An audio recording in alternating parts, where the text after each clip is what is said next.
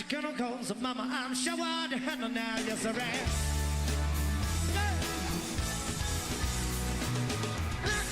Big line in the bird, but I'm a man with the greatest fear. Got to knock on me, but I love you better than him. Take my hand, don't be afraid, I'm gonna prove every word I say. Advertising love more praise, so you can bear to bear with me. But one long time to death, tips in love. That little thing, let me light your chemicals, so mama, I'm sure I'd handle now, yes I am. Hey. Hard to handle that. Said, baby, here I am, a man on the scene. Give you what you want, but you got to bring it home to me. There's a good little love, and then I got a little more in store. When I get the baby throwing it on, know you'll be around for more. Boys run on, not to present. Tips and love. Pretty little thing, let me light your chemicals, and mama, I'm sure I'd handle now, just a man. Yeah. Honey, handle that. Get it.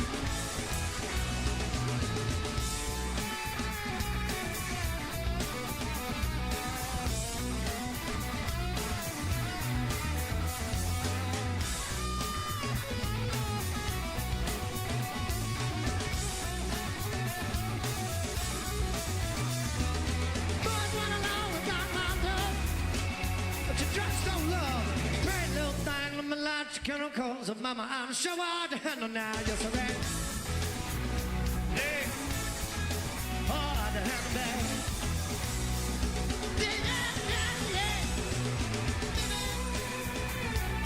Come on, hard, yeah. Now,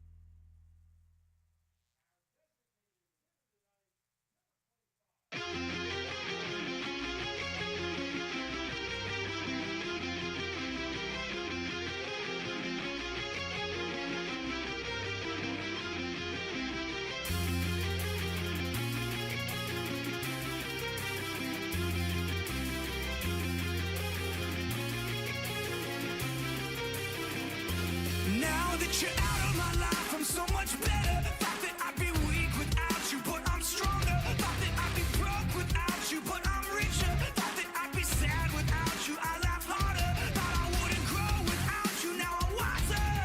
I'd be helpless without you, but I'm smarter. Thought that I'd be stressed without you, but I'm chilling. Thought I wouldn't sell without you, sold my million. I'm a survivor, I'm not gonna give up, I'm not gonna stop. I'm gonna work harder, I'm a survivor. I'm gonna make it, I will survive. Keep on surviving, I'm a survivor. I'm a survivor. I'm a survivor. I'm gonna make it, I will survive. Keep on surviving. Thought I couldn't breathe without you, I'm inhaling. Thought I couldn't see without you, perfect vision. Thought I couldn't last without you, but I'm lasting. Thought that I would die without you, but I'm living. Thought that I would fail without you, but I'm on time. Should be over now, but it won't stop. Thought that I would self-destruct, but I'm still here. Even in my years to come, I'm gonna be here. I'm a survivor. I'm not gonna give up, I'm not gonna stop. I'm gonna work harder, I'm a survivor. I'm gonna make it, I will survive. Keep on surviving, I'm a survivor. I'm a survivor. I'm a survivor. I'm gonna make it, I will survive. Keep on surviving. Wishing you the best, pray that you are blessed. Much success, no stress, and lots of happiness. Not gonna blast you on the radio. Not gonna lie to your family now.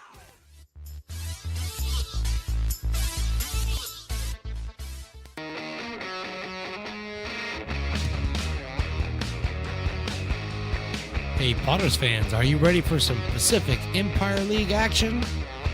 Let's send it up to the booth to get you ready for today's action, right here on Stone's Broadcast Networks.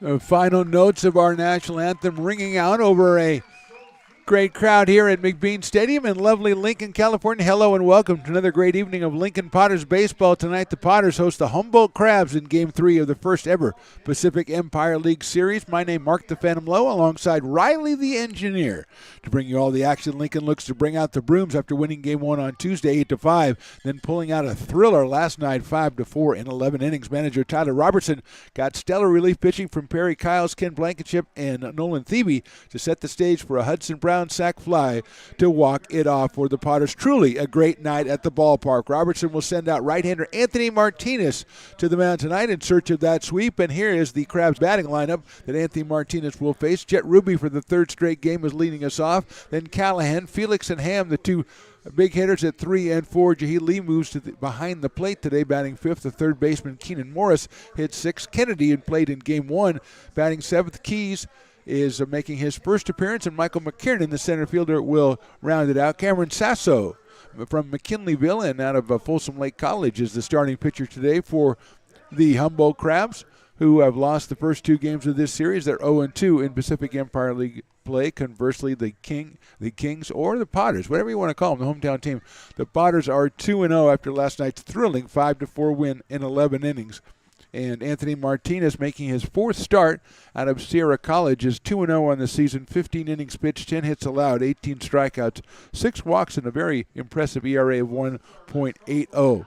He'll face Jet Ruby, Colin Callahan, and Javier Felix, the first three for the Crabs. The Potters wrapping this one up today against the Crabs, and it doesn't get any easier. They'll welcome the Medford Rogues in tomorrow, Friday, and Saturday and Sunday. A lot of special events, which we'll get to as the evening progresses, coming up this weekend. But again, the Medford Rogues making their return to McBean Stadium. Behind the plate, the Lincoln product, Zach Chamiso.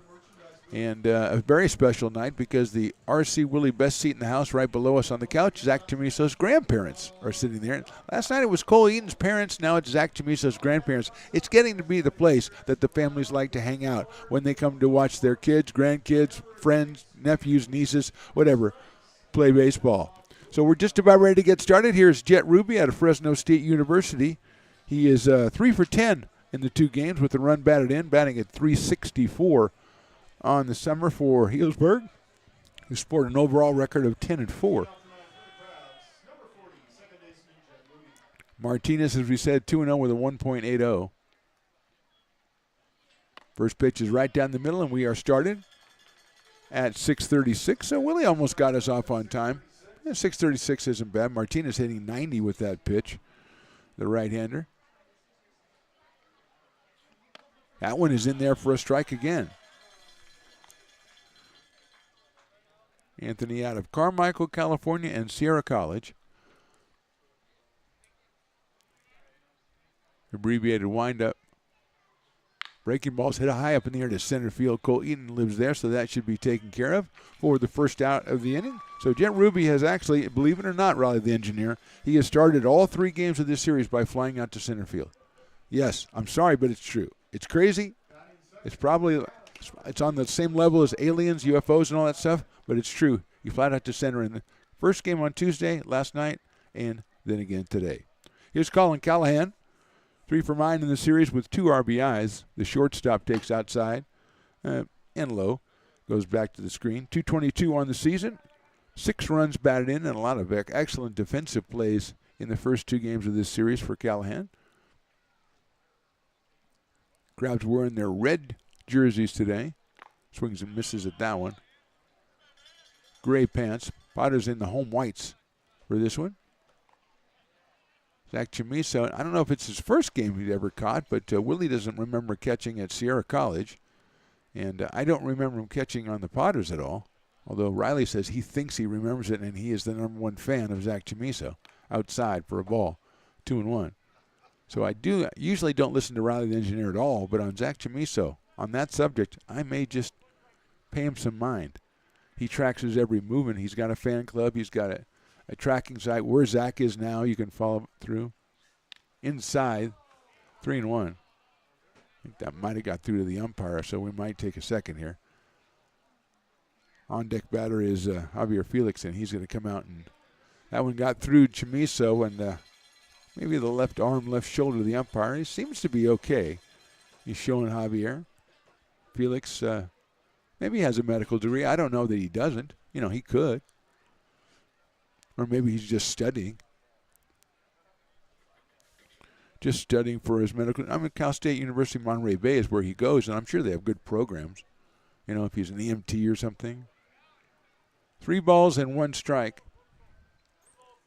on Callahan.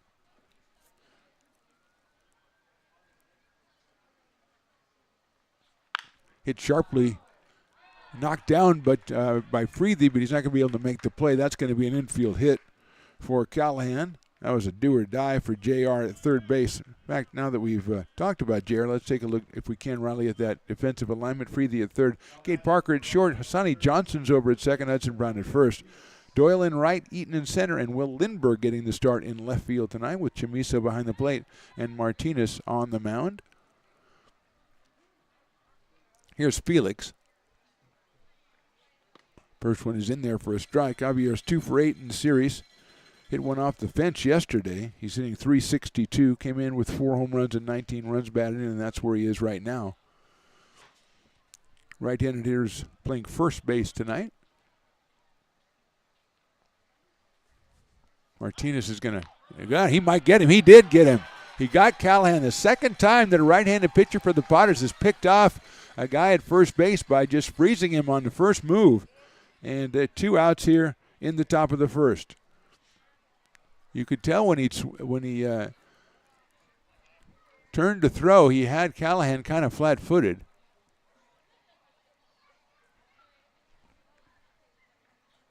Breaking ball is outside, so it's 1-1 now on Felix with the bases clear once again. Billingham, the DH, to follow. He's in the cleanup spot. Popped up. Don't think it's going to stay in play. Chamiso's going to look at it, and it's out of here. And it might have hit right behind us over there. Oh. Riley did not even attempt to make a play, but we're pretty well protected in here. I'm not worried about a foul ball getting in here. And now that Riley just showed his vertical by jumping up like he was pretending, mimicking catching the ball, I don't feel comfortable at all anymore. Breaking ball inside for a ball. Riley and we're in a contentious bet here because we bet on whether the guy throwing out the first pitch was going to, I said he'd be like 45, and Riley said he'd be closer to 60. Line drive. There's Preethy snatching that one out of the air with the left hand, and the Potters have got the top of the first inning, go down, not exactly 1-2-3, but close enough. We go to the bottom of the first. Crabs nothing, Potters coming to bat.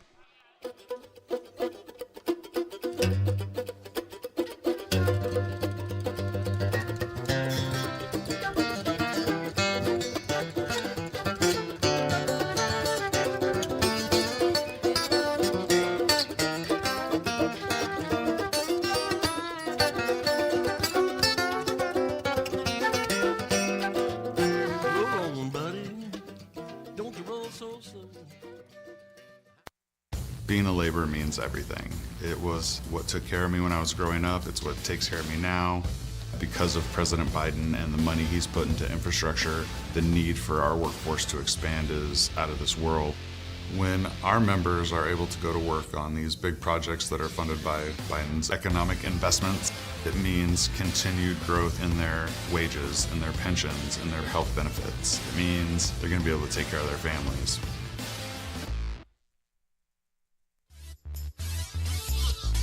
Back to McBean Stadium, bottom of the first. Mark the Phantom Low here with you, Riley the engineer. Of course, Willie Preston is doing the PA. Today our interns are Carson running the track man, and then Lauren is taking over on point streak for Jason, who he gets up in the rankings in the top 5, Riley, and then he takes days off, and I have to drop him down again. I'm sorry, but I have to do that. That's just what I have to do. Cameron Sasso, the right-hander, on the mound for the Humboldt Crabs. He is fourth start of the season, 14 2/3 innings, 18 hits, 12 strikeouts, 5 walks. He is 1-1 with a 5.5 ERA. He will face a lineup of Potters that looks suspiciously like this. Asani Johnson at second base, Cole Eaton in center field, Hudson Brown with the game-winning sacrifice fly, the walk-off yesterday. Doyle is in the cleanup spot. JT back, batting 5th. Freethy, who had a big pinch hit last night, batting 6th, and Will Lindbergh getting the start in left field, hitting 8th, and then Zach Chimiso rounds it out.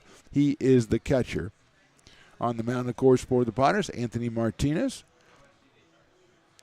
So here's Asani Johnson. He has been on fire lately, 2 for 3 in the series. Did not play yesterday.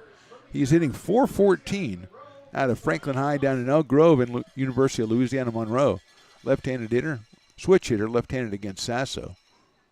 First pitch is right down the middle for a strike at 85. Johnson, Eaton, and Brown.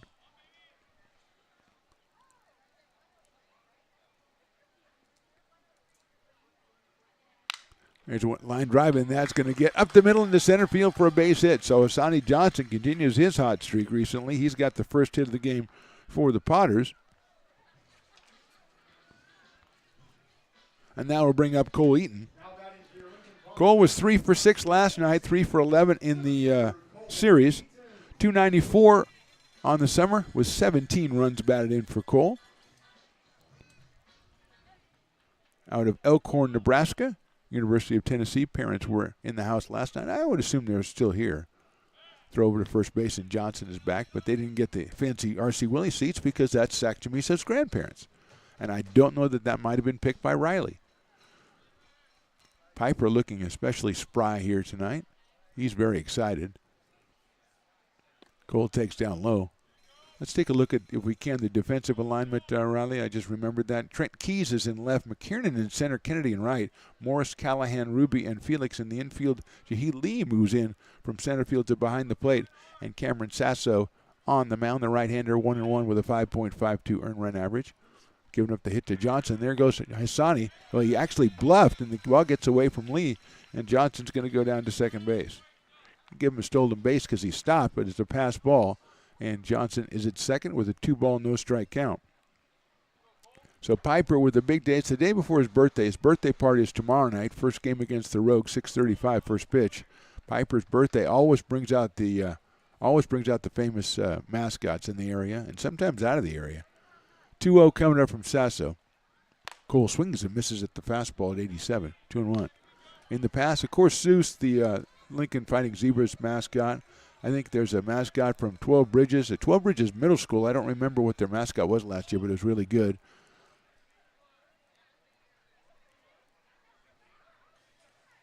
Willie the Warrior, swing and a miss again by Eaton. Willie the Warrior from Jessup makes an appearance. I think Slamson has been here once or twice for the birthday, so it's a big deal tomorrow night, and the Rogues are in town, so it's huge. And then Saturday, not fireworks, of course, but also superhero night. And the fun, of course, here is guessing what superheroes will actually make it out here, because a lot of them are busy. They're saving the world, whatever. 2-2 coming up to Cole Eaton. Breaking balls hit high in the air to left field. Keys moving over into foul territory, and I don't think they're going to get there. It falls into the bullpen. As Keys from left field and Morris from third base went out there to try to run that one down, but it'll be 2 balls and 2 strikes once again on Cole Eaton. We've seen, Wonder Woman, Captain America, Spider-Man, the Hulk have been some of the ones we've seen in the past. That doesn't mean they're all going to. Batman has, I think, made one appearance. Maybe Robin made an appearance. If Batman can't make it, he sends Robin. Kind of like the vice president taking over for the president. 2-2. Grounder foul down the third baseline. So that is always exciting to figure out who is actually going to show up. I'm really putting my money this year on Captain America, Spider-Man. There's always a wild card. Like we had Alice in Wonderland on Disney night, there's always a wild card. Hulk might just do it. But, of course, this year it might be, what's his name? Deadpool. High fly ball, that's center field. McKiernan out there. Make the catch and the bluff, and he guns it into the cutoff man, Callahan. So staying at second is Johnson. Eaton flies to center for the first out, and here is Hudson Brown, the hero from last night, as he had a couple of walks in the game, but that wasn't his heroic effort. He came on in the 11th inning, runner at third base, and he plates him with a fly ball to deep left field, and the Potters walk it off. A huge win to win their first series of the Pacific Empire League season. Now they want to make it a sweep. Not that many games in the league season, so you want to go ahead. Every one is really important. Brown at 3:04 takes one on the inside corner for a strike. 1 home run and last night's RBI to win it was his 12th of the season.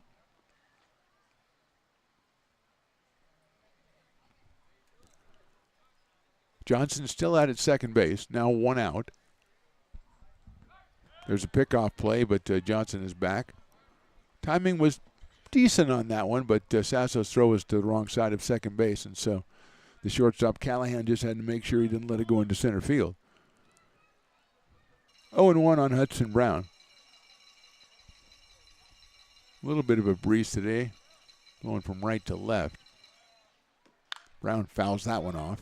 He has been hitting the ball hard to left field. He was our post-game guest last night. It was a pleasure to talk to him, although he did say Olive Branch, Mississippi was about the same size or maybe bigger than Lincoln, and I was really shocked about that, but we looked it up, and he's right. It's around the same size. But that was what I wanted to talk to him about. Then he got dumped with Gatorade or something, so I couldn't talk to him for a while. Johnson bluffing at second base. Brown check swing, and it's a little bit outside. That's a tough pitch right there. 1 ball and 2 strikes. Jacob Doyle, the cleanup man today, he is on deck, the right fielder. Hitting .390 on the summer, Jacob Doyle. Hudson Brown, University of Kentucky. Hits that one to left field. I think that's going to go foul as well. Keys is giving chase, still giving chase, and it hits out by the grassy knoll. He covered a lot of ground there late. He took a slow start, but, man, he was moving by the time he got going. 0-60 in like about 4.5 seconds there, but he ran out of room. And Hudson will have another shot here.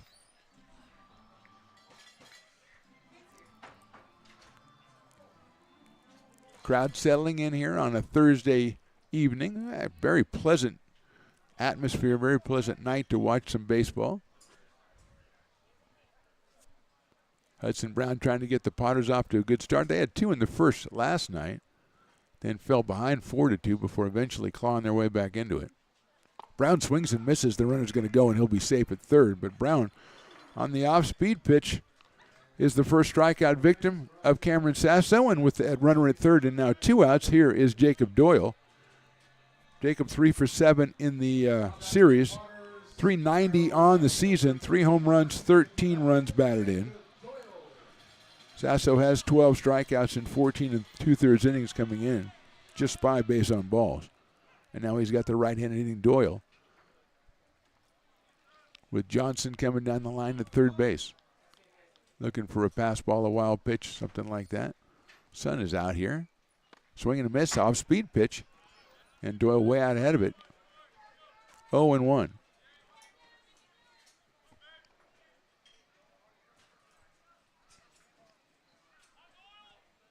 JT Walden is tonight DH. He will be next. Doyle hits it high into left field. If it stays fair, it's out of here. Forget about that one. It is foul. Foul. I predicted home runs tonight, Riley, and I thought I was going to be right already because Jacob got under that one. 76 miles an hour from Sasso and hit it way out of here. But the umpire, I guess it's his job to tell me that it wasn't fair. Can you tell I'm disappointed? I am disappointed.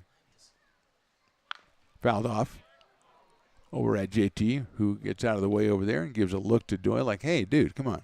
I thought we were tight, you know. I know you're mad about that being foul. Phantom's mad too. I mean, you don't see me doing that. I'm not lashing out at anybody that you know of. Do it again, 0-2. That is down low for a ball, 1-2. Johnson started the inning with a single, went to second on a pass ball. Eaton flied to center, Brown struck out. Johnson stole third on the third strike, and that's where we are right now. Outside corner. Wow. And he is out on strikes. 2 strikeouts for Sasso in the inning. We go to the top of the second. Krabs nothing, Potters nothing.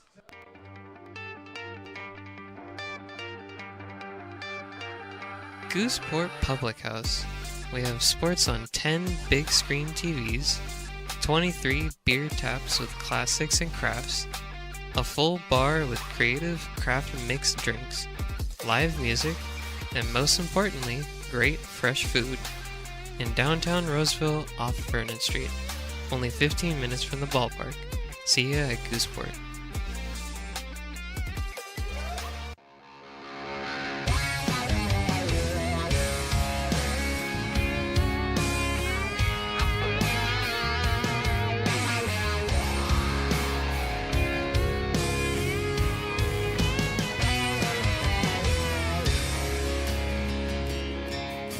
Old man knocked on my front door with my teenage boy and a couple more from up the road. He had them by the collar. Top of the second, still a little disappointed that Doyle's shot was foul, and Jacob's a little disappointed that the call's third strike. We go to the top of the second with Billy Ham, Shahid Lee, and Keenan Morris, the first 3 hitters for the Crabs against Anthony Martinez, who allowed 1 hit, then picked off a runner, then was bailed out by J.R. Friedli and a fine catch on a line drive by Felix.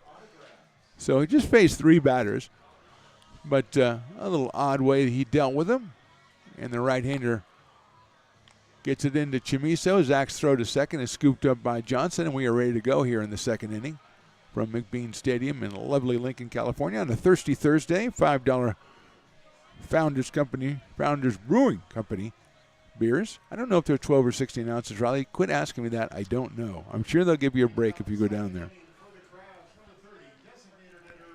So here's Billy Ham, 4 for 9 on the series, 429 on the season, 8 runs batted in for Billy. Hits it sharply down the first base line. That's a fair ball. It's going to get into the corner. Doyle giving chase. Ham rounds first. He's headed to second. He'll get there easily. He's thinking about third, and he's held up, and they might have a chance at him, and he's going to be caught off second base, and he's out.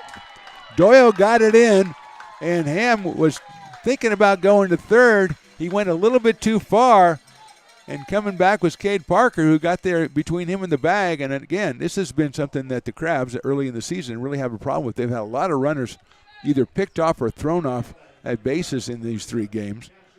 So Ham is going to get credit for a double. Second hit, but both players have been picked off. That one is outside. Just a bullet over the first base bag by Ham, too. Well hit ball down the right field line. So here's Jahee Lee. 229 on the season, 1 home run and 5 runs batted in for Lee out of Cal State Northridge. He's catching in this one, and he takes outside again. 2-0.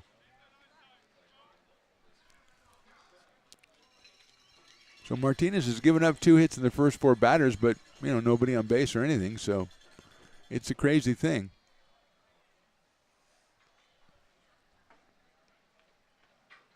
Two-0 pitch is swung on and missed. 2-1 on Lee. He does have a home run on the summer. Crabs will take off after this game tonight, head up to Healdsburg to take on the Prune Packers over the weekend. That's in there for a strike. 87 from Anthony Martinez. He's come back in the count from 2-0 to 2-2. Keenan Morris, the third baseman, follows Lee. Piper the Peacock with the swagger of someone whose birthday is tomorrow. Fastball down low, 3-2.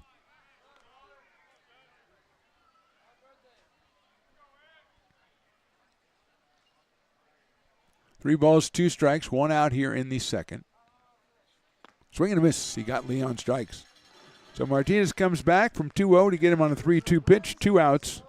And Keenan Morris will be the next hitter, the third baseman out of Santa Rosa Junior College, batting at .243 with a home run and 8 batted in and some excellent defensive plays in this series. First strikeout of the game for Anthony Martinez. Morris 1 for 3 in the series.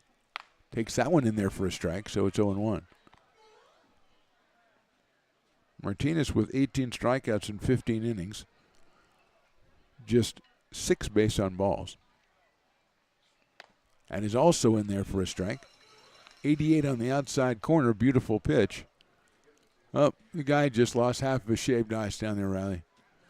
I was going to say how big it was, and he took one thing, it was like a Jenga thing, and it fell right apart. Breaking ball down low. He's handling it, though. I'm going to go back in. I don't care. He's still got, you can lose a third of it, and you've still got a gigantic shaved ice. 1-2 pitch. Line into left field. Moving over is the left fielder Lindbergh, and he's got it for the out. So well hit ball by Morris, but he is out on the line drive to left. We go to the bottom of the second. Crabs nothing, Potters nothing.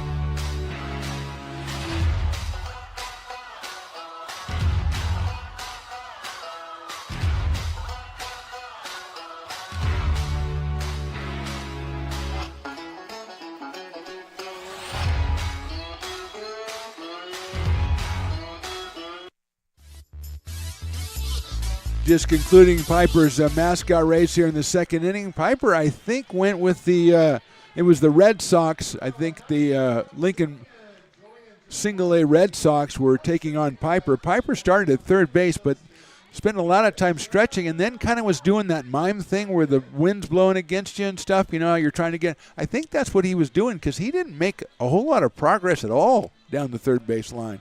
I don't know that he got maybe halfway down the line before he was passed by the entire Red Sox team. So I don't know. He keeps finding unique ways to fail. And maybe that's his job. I don't know. But Sasso, who had 2 strikeouts in the first inning, out here for his second inning work. He'll face J.T. Walden, then J.R. Freethy, and Cade Parker.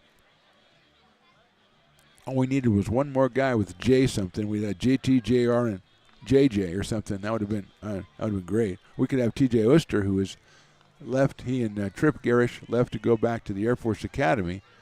Tremendous ovation they got last night. Appreciation from the fans when they were both taken out of the top of the 6th inning by manager Tyler Robertson. So here's J.T. Walden, 382 on the campaign, 1 for 4 in the game on Tuesday. Didn't play yesterday. He has 3 home runs. He has 21 runs batted in.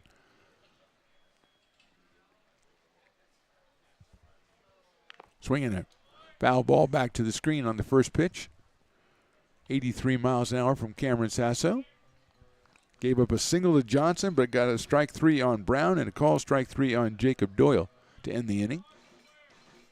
As Johnson made it as far as third and was stranded there.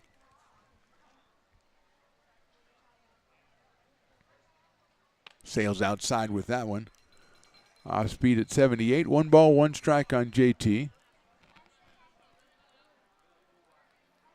Nice to see Mayor Ranchito with Hobby back in the house tonight, and Riley has already availed himself of a double quesadilla order. Foul back by JT with that crazy sauce that you like to put on it. A little spicy tonight, huh? You're saying a little spicier tonight, but he says, oh, I love it. Yeah, like he likes to live dangerously. Riley the engineer. Huh. Okay.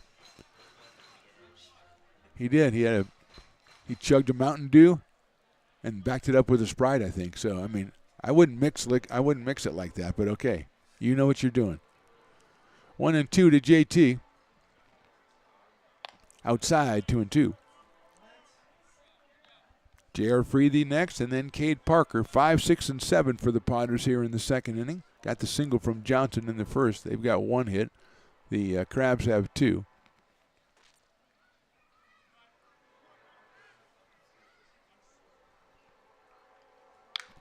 Lifted left side. Morris trying to shield his eyes. Key's coming over, and he won't be able to make the play. He's had to run into that foul territory a couple of times now. And he'll go back to his spot. Maybe he'll play a little closer to the foul line from now on, since he has to travel over there so often. JT's still alive at 2-2.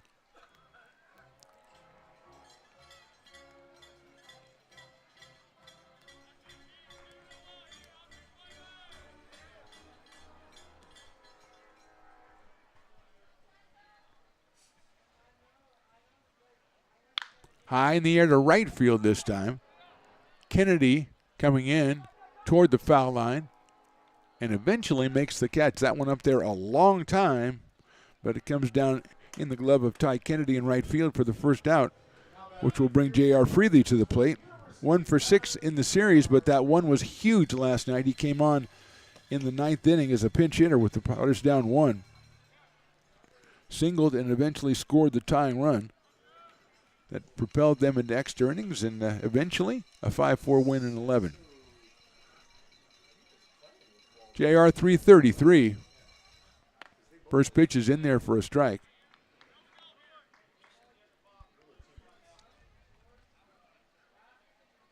Cade Parker on deck. 1 out here in the bottom of the second.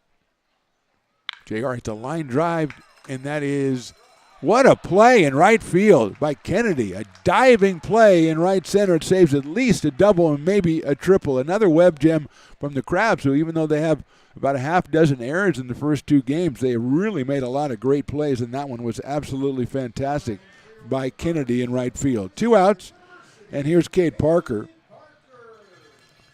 Cade 0 for 6 in this series, 276 on the summer, 2 home runs, 10 runs batted in. J.R. Freethy just hit the heck out of that ball, but Kennedy was up to the task. That's on the inside corner for a strike at 76 from Sasso. It's 0-1 for Cade. Batting 8th today, the left fielder Will Lindberg. And then Jack Chamiso hitting in the 9 spot. He's the catcher. Shows bunt, pulls it back, it's outside. 1-1. Don from the parking lot Potters is not in his parking lot Potter gear, though, so I don't know if it counts. I don't know if it's official. Chopper back to the mound. Sasso stabs it, runs the 2/3 of the way over, and underhands it to first base for the out. So 1, 2, 3 for the Potters. We go to the top of the third. Crabs, nothing. Potters, nothing. When it comes to your home's maintenance and repairs, Jeffers Resource Group has you covered. Our handyman services offer a comprehensive range of expertise, from minor carpentry to drywall, electrical and flooring for property managers, landlords, and renters alike. We ensure that every job is completed to the highest standards, so you can have peace of mind. Contact us today to discover how Jeffers Resource Group can help keep your home in top shape.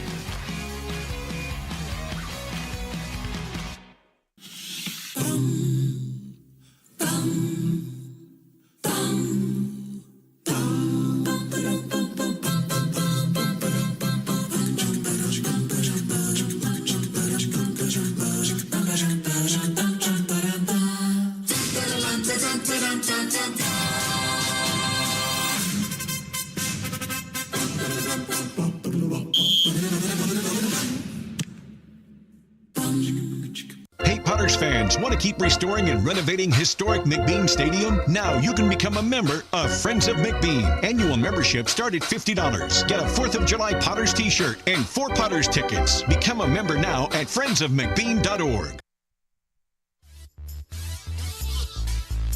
Top of the third inning, the singing, dancing lyrics contest is going on right now, so I have to hear what she does. Oh, she knows it. What song was it, Riley? Did you recognize the song? Baby by who? Baby by I Forgot, which is a heck of a name.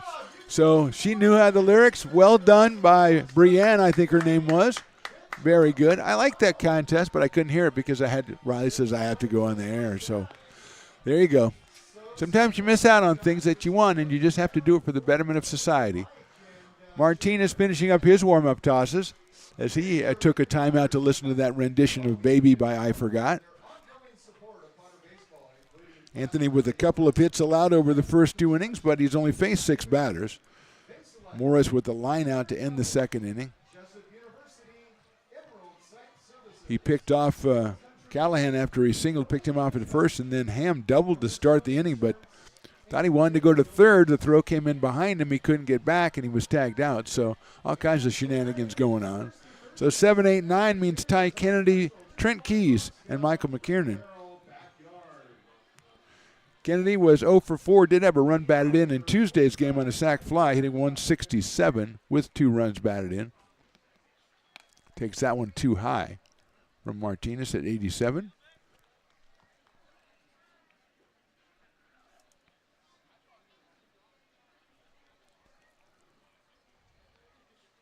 Outside, 2-0.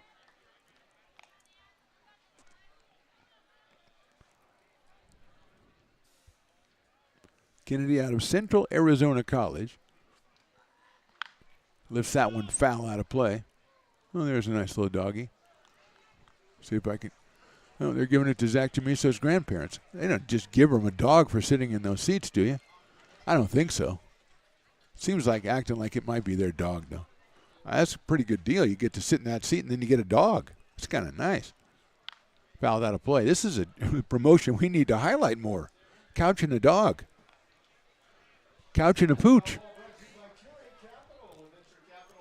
That's unofficial. I don't know if that's really the promotion, but it would be very popular if it were. Although not everybody can take a dog right away. 2-2 now. In the dirt, 3-2. 1 strikeout so far for Anthony Martinez. Trent Keys to follow. He's the left fielder. Inside, ball 4. So Kennedy gets the base on balls. He's at first base, and here's Trent Keys. Trent with 1 home run, 4 runs batted in. He's hitting 154 on the season. He's out of San Jose State. He is the left fielder today. And he is the Dueling Dogs batter, so if he strikes out, it'll be half off Dueling Dogs for the remainder of the inning. We've already got $5 Founders, so, there's a lot going on beer-wise. There goes the runner. The pitch is swung on and fouled out of play. Perhaps the hit and run was on. And going back to first base is Kennedy, although he's staying at second. He doesn't believe that Cade Parker's being square with him when he says you got to go back. But he does. The umpire says, no, he was right. The guy fouled it off. Maybe he wasn't supposed to swing or something, but he did. So I hate to break it to you, Mr. Ty Kennedy, made the brilliant catch in right field, but you've got to go back. 0-1 to Keys.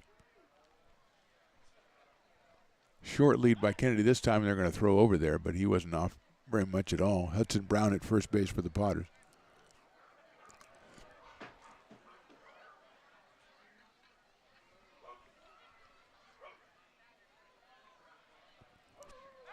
Back again. No balls and one strike.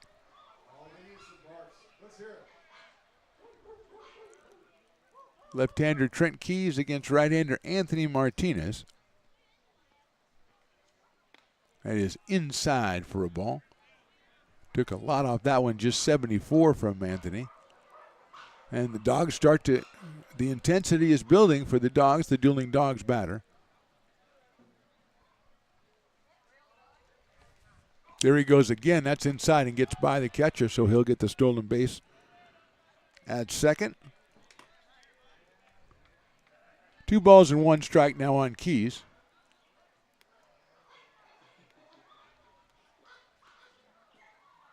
All right, a couple more strikes. Let's hear them out. 2-1. That is ball 3. 3 balls, 1 strike on Keys. So Martinez at the bottom of the order with Keys and Kennedy. Walks Kennedy, and he's 3-2, or 3-1 on Keys.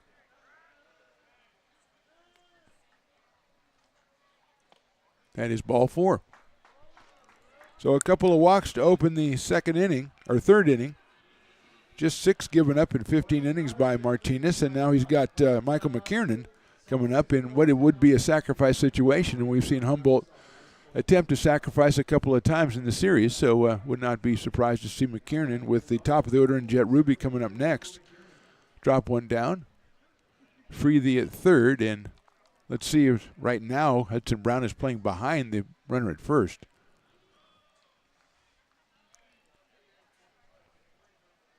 He shows bunt. He bunts it up in the air behind Chamiso. Chamiso just can't get to it, and it is a strike. Let's see if Hudson Brown moves up now at first base.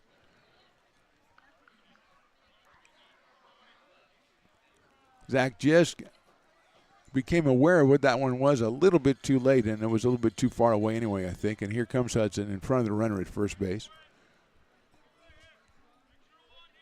McKiernan with 3 runs batted in on the season out of Fresno State. Shows bunt again. He bunts it down the third base line. They're going to let it roll foul, and it does. So 0-2 now on McKiernan, who goes to first base and can tell the way everybody's moving that it was a foul ball, so he's going to have to come back and do it again. Jet Ruby picks up the bat. He'll be waiting for him, when he comes back to the plate. 0-2 now. Nobody out here in the top of the third inning. No score in the ball game. Potter's trying to get the sweep. Crab's trying to avoid the sweep. They want to get one in hand as they head up to Healdsburg to take on the Prune Packers tomorrow, Saturday, and Sunday.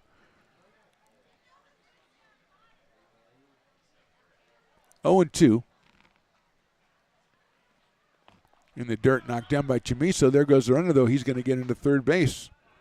And Kennedy on the wild pitch is going to get to third. So it's first and third now. Nobody out. And a 1-ball, 2-strike count on McKiernan.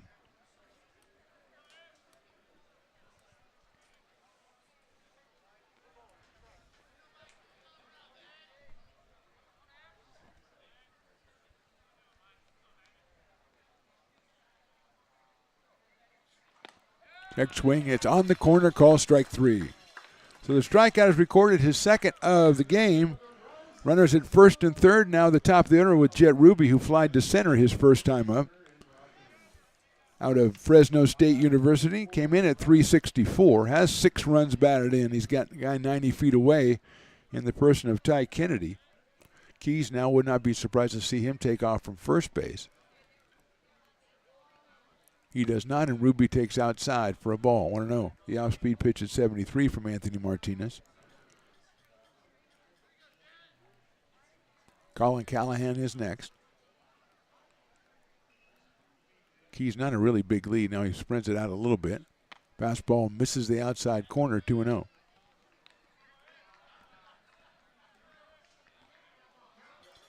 Two balls, no strikes on Jet Ruby. 3 for 10 in this series before tonight. There goes the runner. He takes a strike. The throw is bluffed by Chamiso, and Keys is in there easily. So second and third now, and a 2-1 count on Jet Ruby.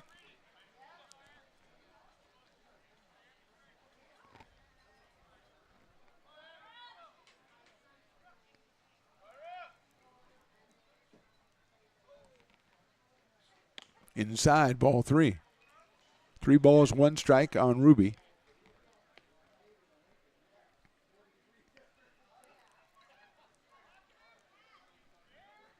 Two walks and a strikeout in the inning. Couple of stolen bases and a wild pitch, and we got second and third. That's the line down the left field line, but it's going to be foul as it flares out into the bullpen area. So it gets it to 3-2 on Jet Ruby.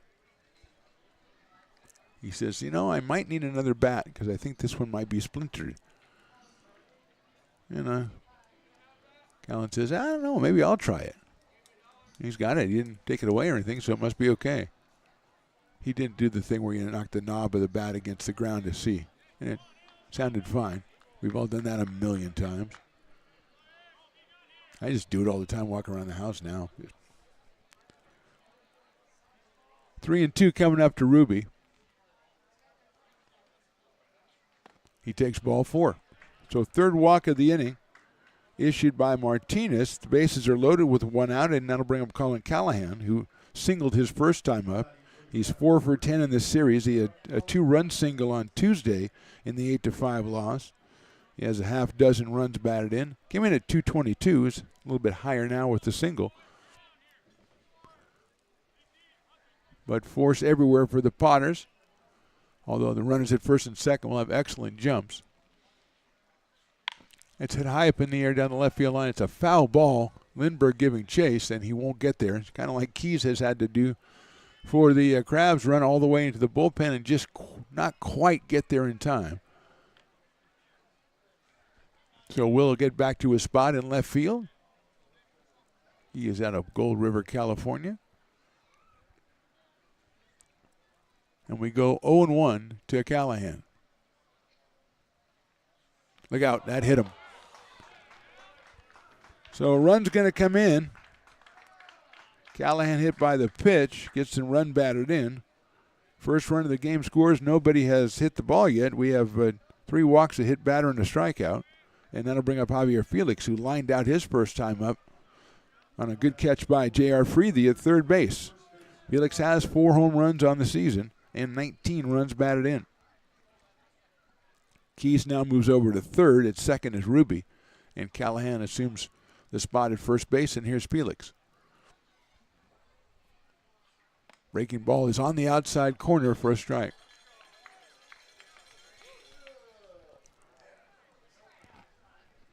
Billy Ham, the cleanup batter, is next. Still just 1 out here in the third. Felix fouls that one straight back. And it is 0-2, and Nolan Thebe, the winner from last night. Part of a great relief corps for the Potters. In winning that game 5-4, comes out to retrieve the ball. 0-2 quickly on Felix.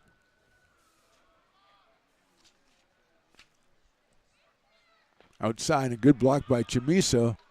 Coming down the line was Trent Keys, and he'll have to go back to third base. So 1-2 on Felix out of Cal State University Monterey Bay. 6'2", 205.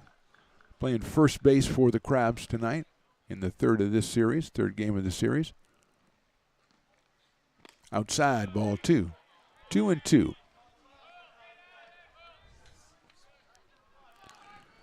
Two balls, 2 strikes, just 1 out, 1 run in.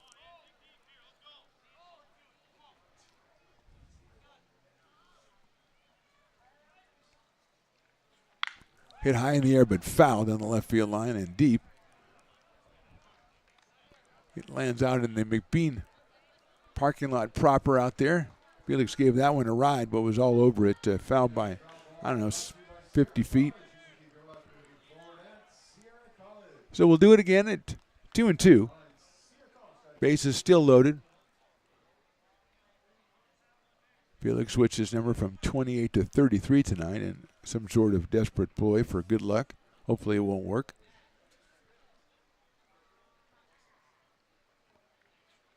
Line drive at Freethy again. He catches it again, and this time he steps on third for the double play. So Felix has hit 2 rockets to third base. J.R. Freethy has caught them both, and this time it's a double play. Crabs score once. We go to the bottom of the third. They lead 1-0.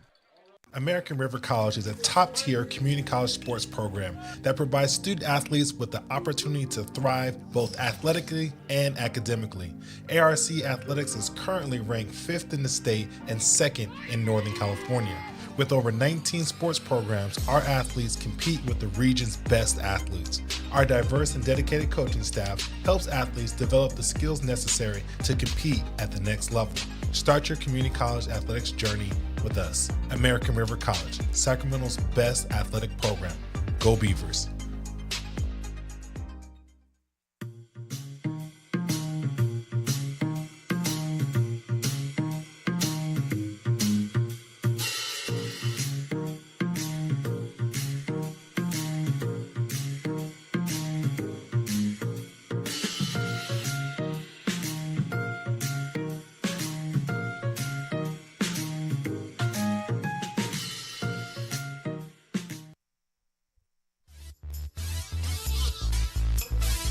Bottom of the third inning from McBean Stadium. The Crabs score a run without benefit of a hit, but then when Felix hit a rocket, it was caught by Freethy, turned into the double play. So Sasso comes out here. Cameron Sasso with a 1-run lead. He'll face 8-9-1 Will Lindbergh, Zach Chamiso, and Hassani Johnson, 3 left-handed hitters against the right-hander.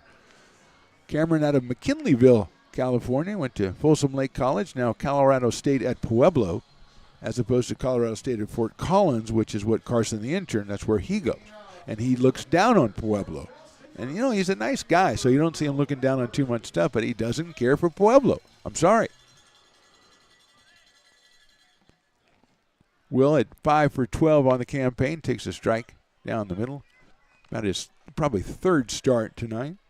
Out in left field, has 3 runs batted in, so he's hitting .417 in limited duty. Takes that one down low. 1-1 on Will. Chamiso to follow. Then the top of the order is Hassani Johnson.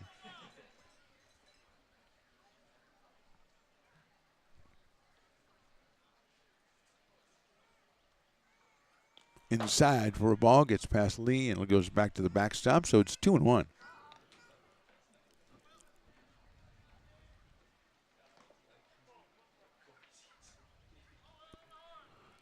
Sasso from the windup.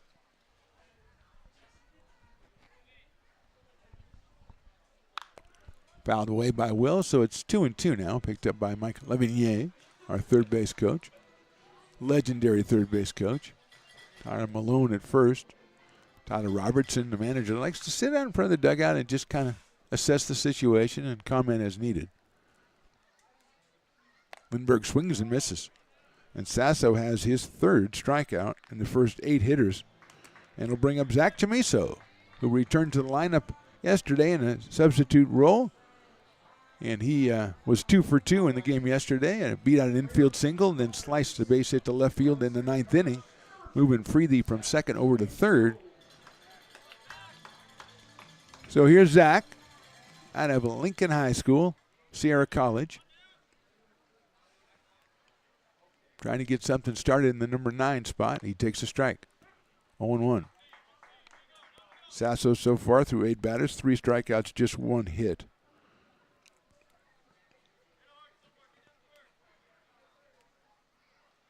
Zach fouls that one back over the screen, so it's 0-2. Lost the bat as well. Go pick that up.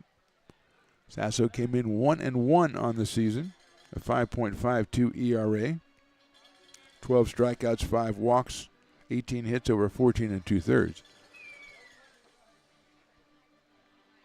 So Zach up here 0-2 now. Is his grandparents, I think they've given the dog back. So it was not a couch and a pooch. outside for a ball, 1-2.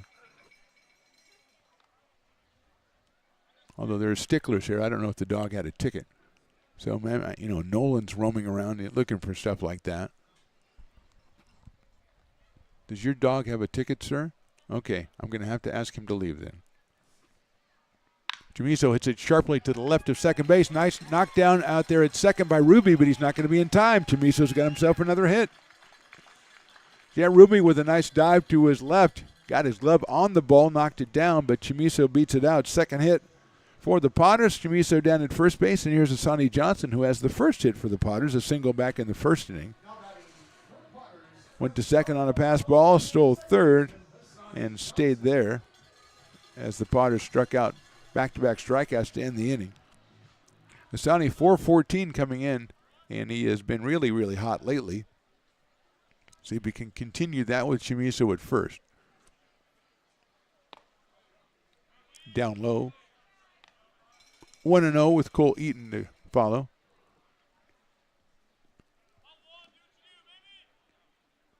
Asani out of Elk Grove, California, University of Louisiana at Monroe. Short lead by Chamiso at first. He shows bunt, pulls it back. It's in there for a strike. Keenan Morris coming in a little bit late. But it is 1-1 strike on Asani.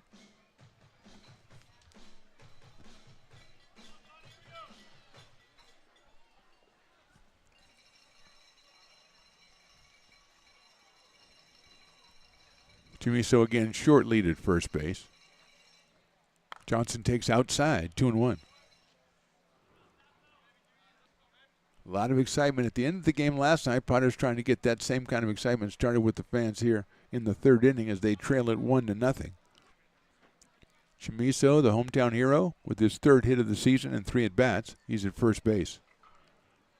2-1 to Asani Johnson. There goes Zach. It's grounded foul down the first base line. Just missed the corner shot right there. Felix had come off the bag with Chamiso running, and that would have been beautifully placed if it would have gone about, 6 feet to the left perhaps, something like that. But it didn't, so it's a 2-2 now on Johnson.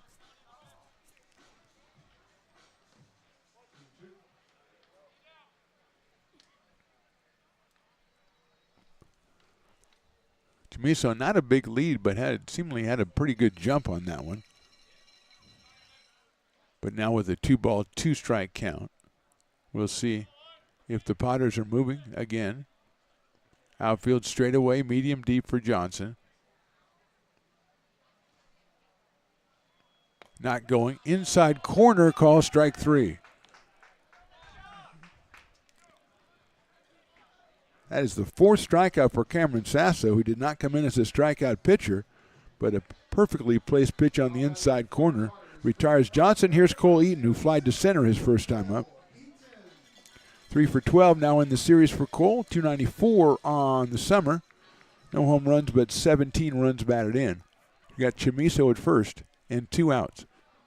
And the throw over to first base and almost got away. And a nice play by Felix over there to keep that one from going down the right field line.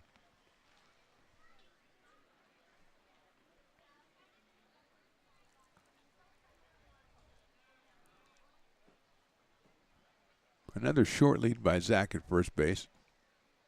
Eaton pops it foul on an inside pitch. Ball at 82 from Sasso. Really burying the speeds out there. Got Potters hitters a little bit off balance, I would say. 0-1 on Cole from Elkhorn, Nebraska, University of Tennessee. Swings and misses at that breaking ball. 0-2.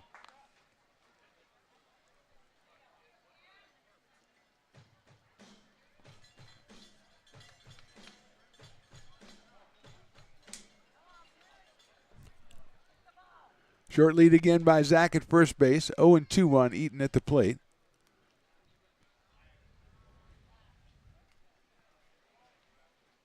Swing and miss. Got him on strikes. He'll have to tag him out, but he will do so. And Eaton is out on strikes. 3rd strikeout of the inning. So the Potters with 1 hit, and they leave 1. We go to the 4th inning. It's the Crabs 1, the Potters nothing.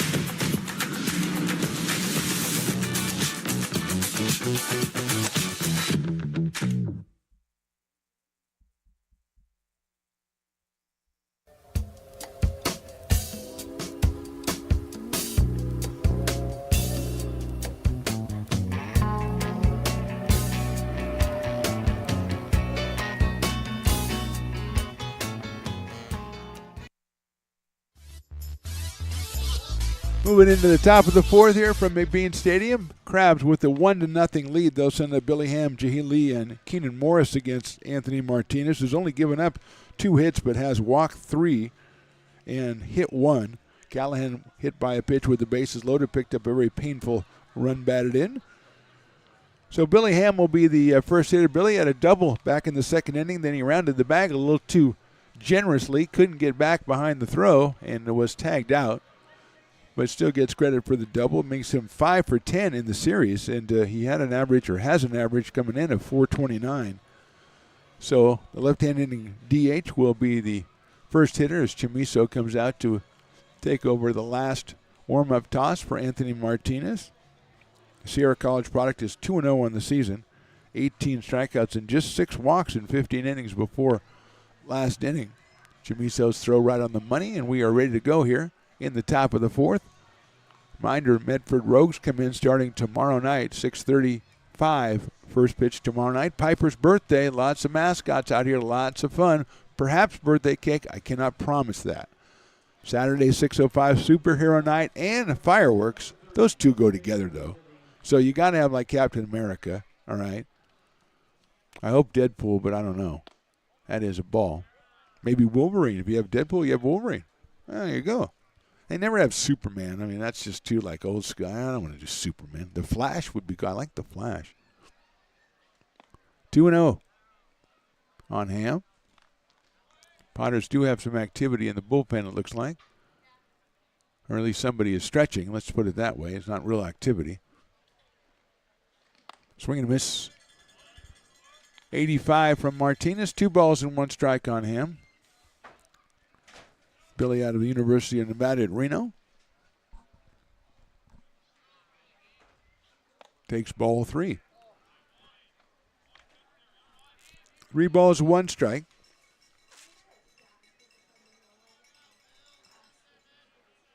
Oh, a nice Leatherby's Sunday in a helmet. Ball 4 by that young man. Actually, 2 of them for that family. Well played. 4th walk given up by Martinez. And Jahil Lee, who struck out his first time up, comes to the plate. Out of Cal State Northridge, 229 on the season. 1 home run, 5 batted in.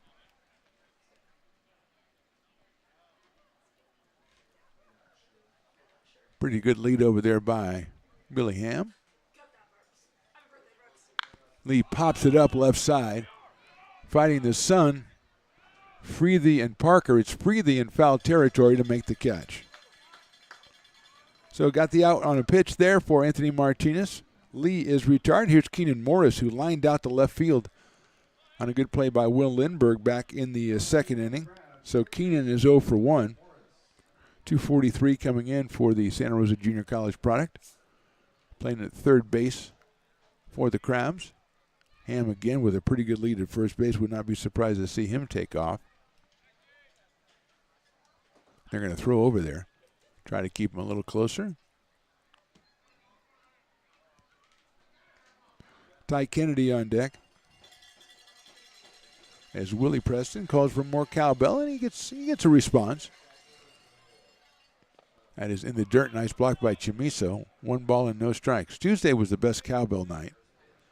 Last night it got pretty loud with the cowbells at the end, you know, in the extra innings and everything. But Tuesday was a tremendous cowbell night.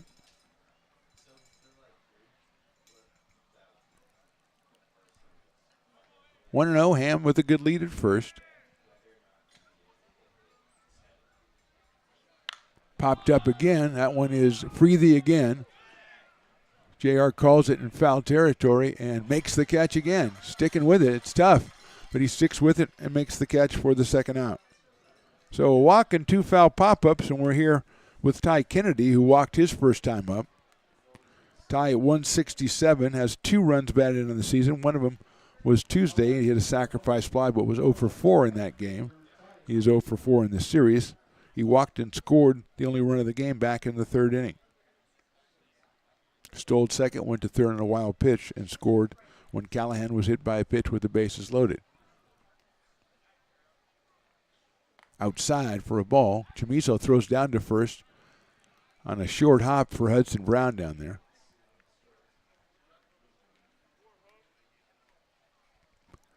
Kennedy looks down at his coach at third. 1 ball and no strikes.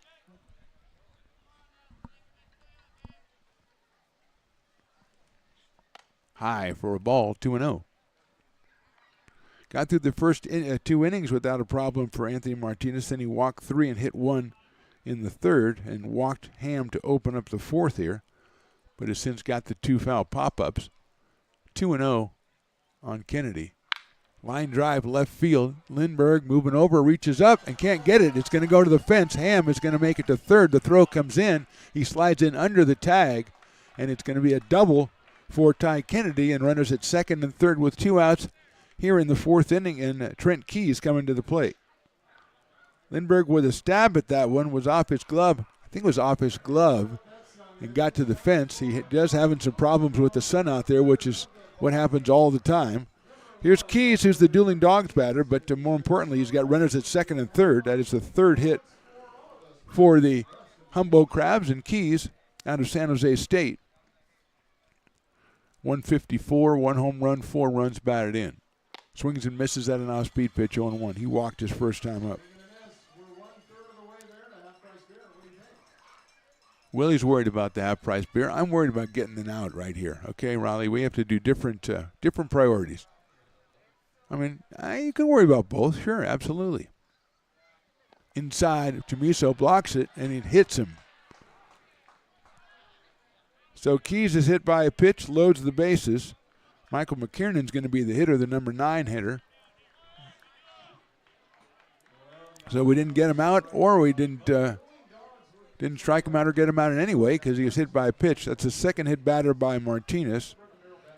So 4 walks and 2 hit batters, all in the last 2 innings of work. And here's McKiernan, who struck out looking his first time up back in the third inning. Bases are loaded, 2 outs. Fastball's fouled away. Chamizo looks for it, but it is out of play.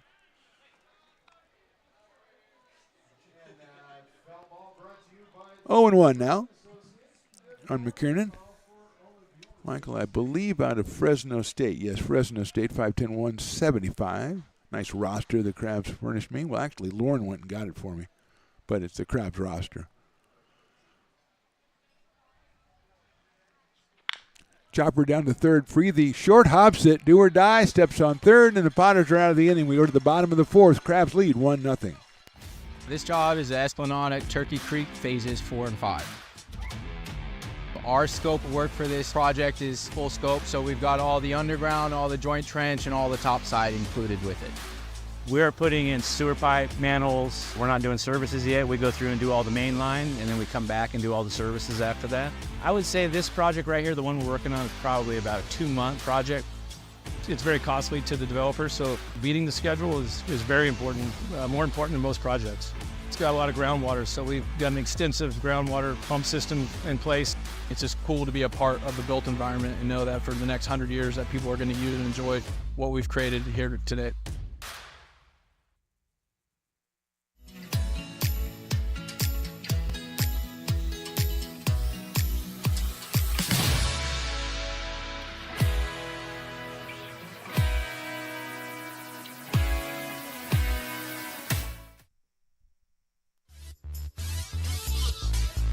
Bottom of the fourth inning from McBean Stadium. Cameron Sasso taking his warm-up tosses. He's been pretty good through the first 3 innings. Just 2 hits allowed, and he has struck out 5. And he will face Hudson Brown, Jacob Doyle, and J.T. Walden. The middle of the Potters order, 3, 4, and 5 here. Brown and Doyle were both strikeout victims back in the first inning against Sasso. Cameron out of McKinleyville, California, played Folsom Lake College for a while, and is now Colorado State at Pueblo. So here's Brown, struck out in the first inning, hitting .304 coming in. Takes ball. No, takes a strike. My bad. 0-1.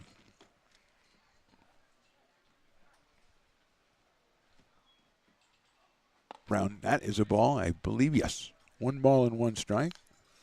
I stand by my first thought on the first pitch. 1 ball, 1 strike on the left-hand hitting first baseman out of Olive Branch, Mississippi. It's a chopper between first and second into right field for a base hit. Fielded out there by Kennedy, and Brown has his first hit of the day. Hudson, our player of the game last night, again said that Olive Branch was about maybe a little bit bigger than Lincoln. And I was a little bit surprised by that, but I looked it up, and they're pretty similar. I'm not going to say one's bigger than the other. Lincoln is growing, you know. So here's Jacob Doyle, who struck out also in the first inning. That's hit number 3 for the Potters.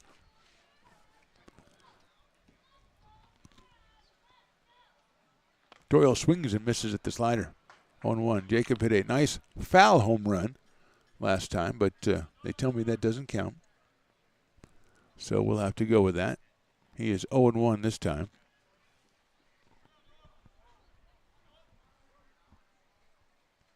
Good lead by Brown at first base. There's a little squibber out towards second. That's going to be a tough play. Picked up by Ruby. He'll have time to go to first, and he does, and he gets Doyle by a step. Moving to second is Hudson Brown.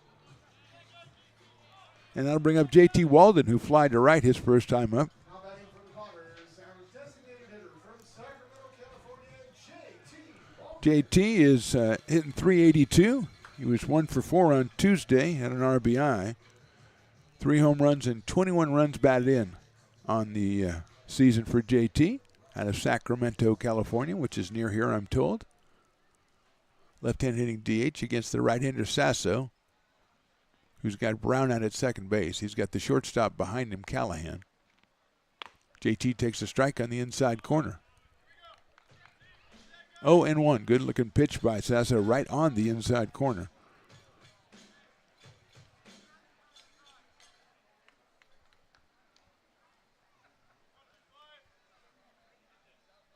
Outfield drawn around a little to the right and deep for JT.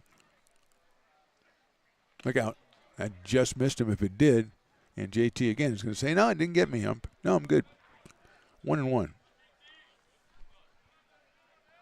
Bottom of the fourth here. 1-0 Crabs. That run scored in the top of the third inning. Crabs had the bases loaded a couple of times in this game. And the Potters got out of it, escaped on one a double play on a line drive, and one Freethy with a nice pickup at third and got the force. JT takes a ball and it gets away from Lee, and going to third base with the tying run potentially is Mr. Hudson Brown, who was instrumental in the winning run last night. And he trying to become the tying run today.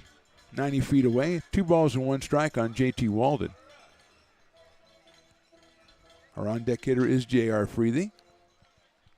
He was robbed by Ty Kennedy in right field of a 2 or 3 base hit on a brilliant diving catch back in the second. JT swings and fouls that one down the left field line out of play over by the grassy knoll, and a lady or a young girl made a try for it. It was only 20 feet over her head, but I understand the perspective. I've done it myself. Oh, I got that one. Oh, my gosh. Had a lot of spin on it coming from a left-hand hitter down the left field line, too, so not her fault at all. Might have been a little outside for JT, but now it's 2 balls and 2 strikes. Swing and a miss inside. Going to have to throw down to first base to get him, and they'll do it by a half a step. Lee picks it up and guns it to first base. 6 strikeout for Sasso, and that'll bring up J.R. Freethy, who still thinks he's owed something for that great catch in right field a couple of innings ago, and he's got Brown at third base. J.R. out of Rockland, California, in Nevada-Reno.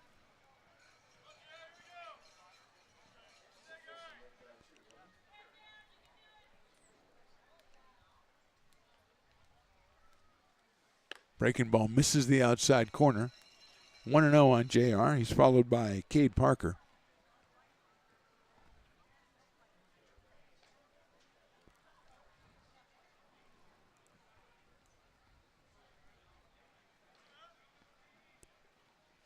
That one's outside as well. 2-0. Lee with a nice move to keep that one from going back to the backstop. That might have hit and gone down the third baseline and would have been pretty easy for Hudson Brown to score. 2-0. JR looking for something to drive here. Potters trailing 1-0 in the bottom of the fourth inning. That is a strike, 2-1. First series of the Pacific Empire League season. I believe there's 27 league games for each team. I think that's the number. Potters on their 20th game today. That's halfway through the home schedule. JR takes in the dirt, ball 3. Off-speed pitch from Sasso. Smothered by Lee, but now JR would seemingly will get a pitch to hit here at 3-1.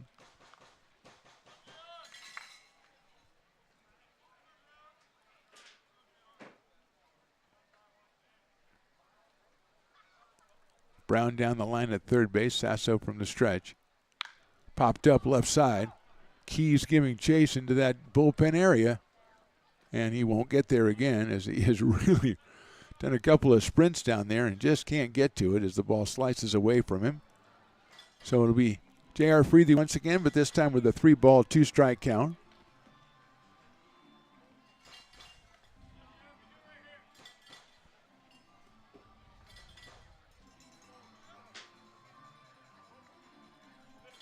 So Sasso ready again. Keys shielding his eyes out in left field from that sun. Outside, ball 4. The first walk given up by Cameron Sasso. Now first and third, and here's Cade Parker, who grounded back to the pitcher his first time up. So Cade is 0 for 1. Out of Panama City Beach, Florida, and Georgia Southern University. Cade up here with runners at first and third. He has 2 home runs. He has 10 runs batted in. He came in at 276. Hasn't got a hit in this series as of yet, 0 for 7. Be a good time for it right now. Breaking ball is chopped foul back to the screen. 0-1 on Cade.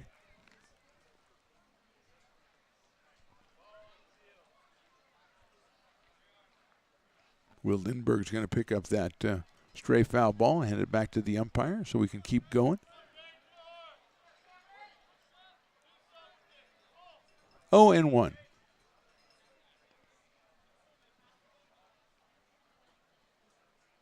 Fastball down low, 1-1. Sasso hasn't come with many straight-on fastballs. That was 85, but it missed low to Cade Parker. Even to count up at 1-1 strike. Bounce house a little quiet today, Riley. A little quiet on the bounce house today. There goes Freethy. It's fouled off. So it's 1-2. I mean, there's still activity, but it just isn't rocking like usual. Maybe it's a Thursday night before the weekend, you know. But I thought on many cases with you young people, Thursday's the new Friday. No, that's not true? Okay, maybe it's some other people that said that Thursday's the new Friday. I swear I heard that somewhere. Everybody goes out Friday night, so it makes people go out Thursday night. See how that works? Yeah, I knew you'd go with that. 1-2 now on Cade.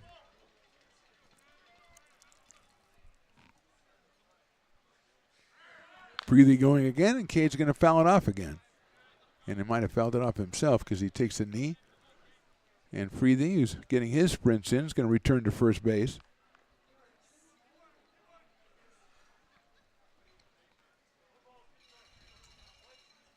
Will Lindbergh is next. Freethy's at first base. Over to third is Hudson Brown, who singled to open the inning and made it around to third. Has been there a while now.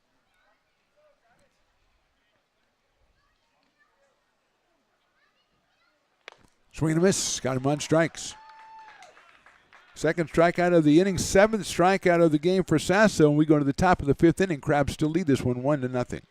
I'm Bill Spear, North Valley president of 5 Star Bank. In a time when business can feel so uncertain, we're here for you every step of the way.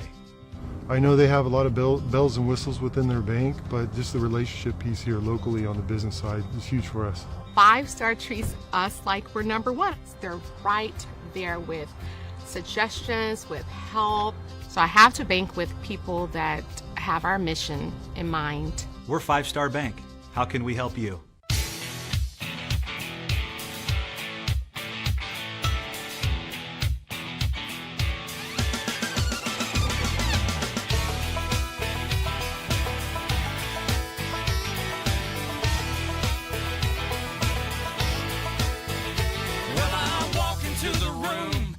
passing out $100 bills, and it kills and it thrills like the horns on my Silverado grill.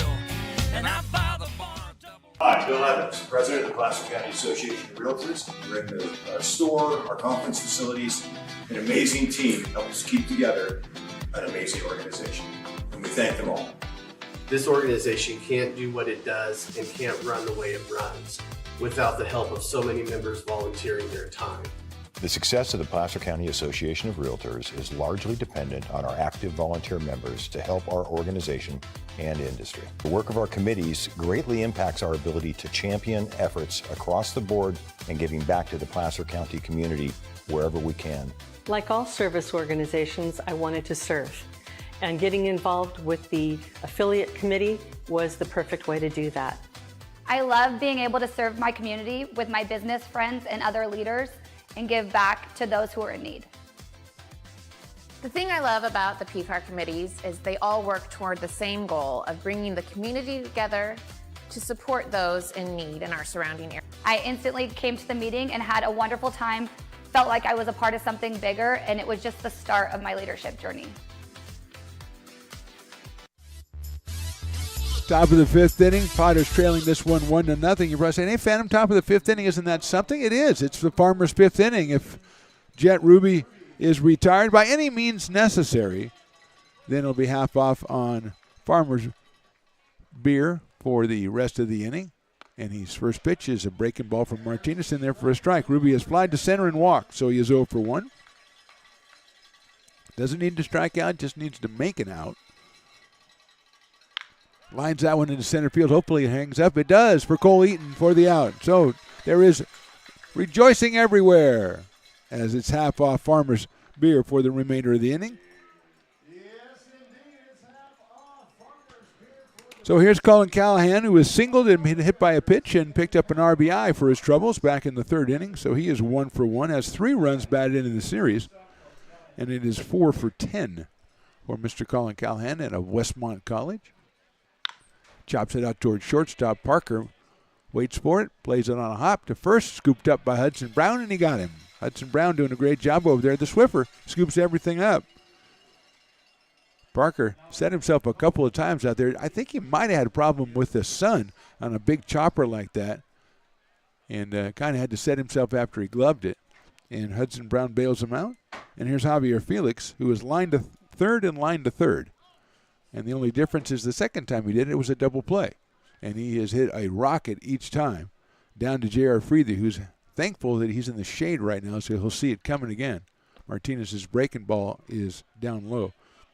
Felix 362 coming in. 2 for 10 in the series, but, man, he's hit 2 hard balls today. Takes the fastball, and it's a little too high. 2-0.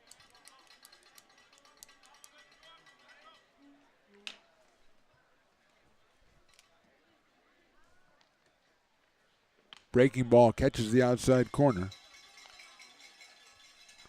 2 balls and 1 strike. Billy Ham, the cleanup hitter, waits on deck.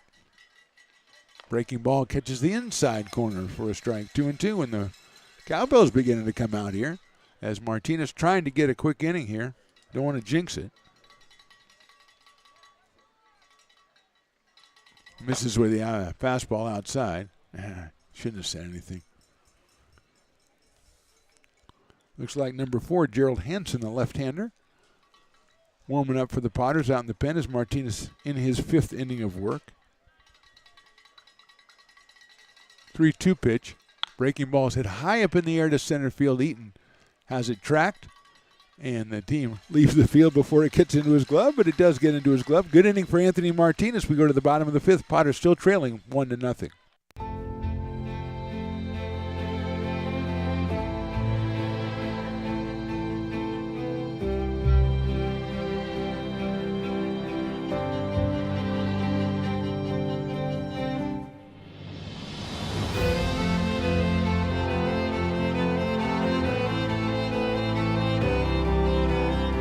Situated on the corner of Lincoln Boulevard and 5th Street, this iconic building has been the home to several hotels over the decades, the most famous and longest running of which was the Lincoln Inn.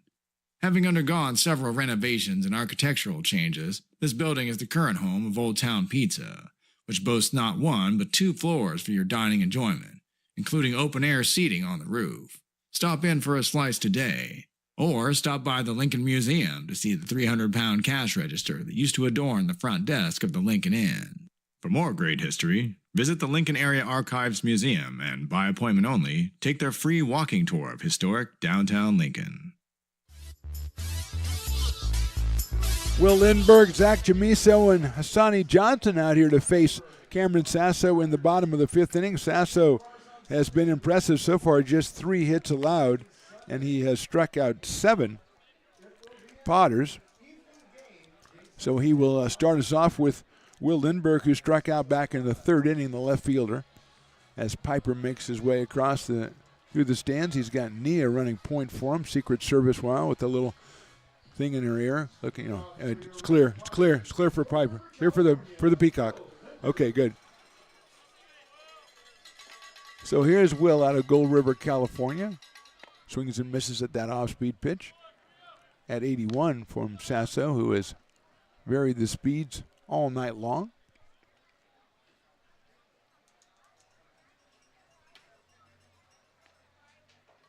Outside with that breaking ball. 1-1, Zach Chamiso to follow. Then Hassani Johnson, the top of the order.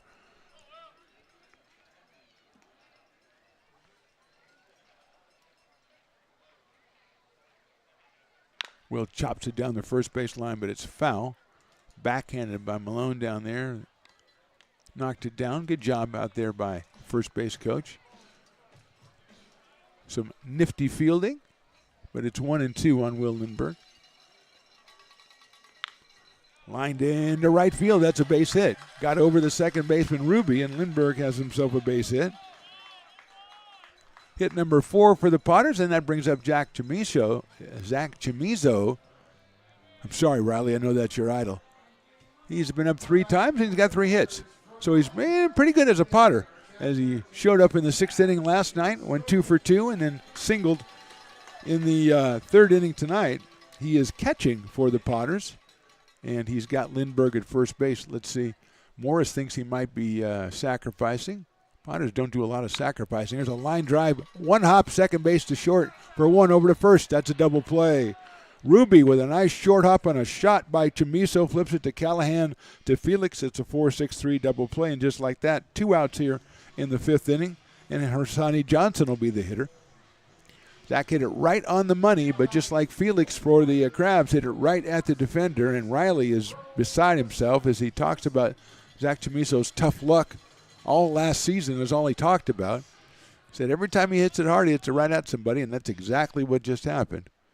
Johnson is singled and struck out. Shows bunt, ball sails outside. Give credit to Ruby. That was a do-or-die snag at second base. Flipped it to Callahan and had Chamiso by a step at first base. 1-0 on Hassani Johnson.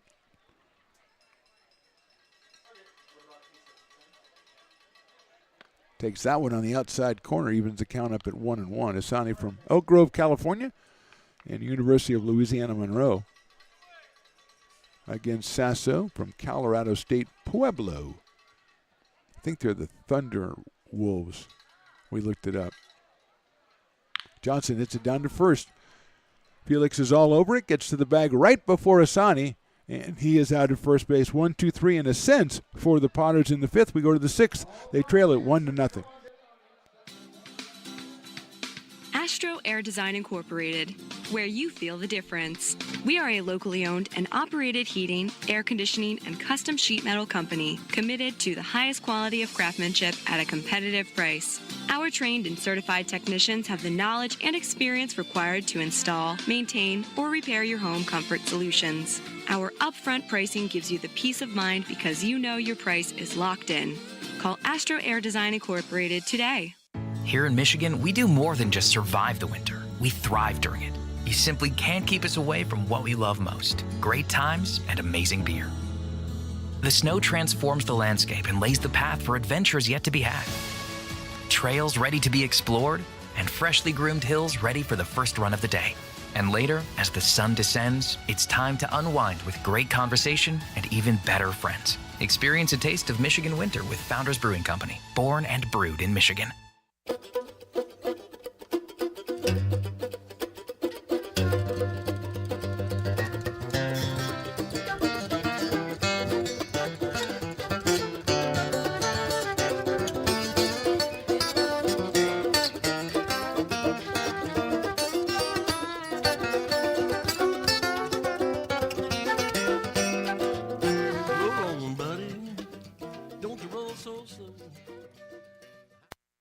Being a laborer means everything.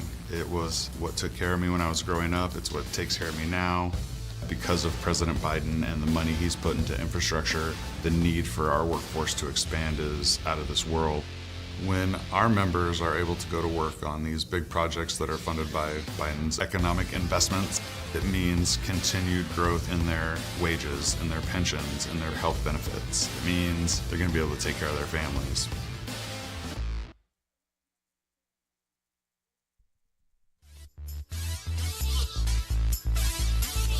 Top of the sixth inning, a new pitcher for the Potters. His name is Gerald Hansen. He's out of Roseville, California. He's making his fourth appearance of the season, 6 1/3 innings.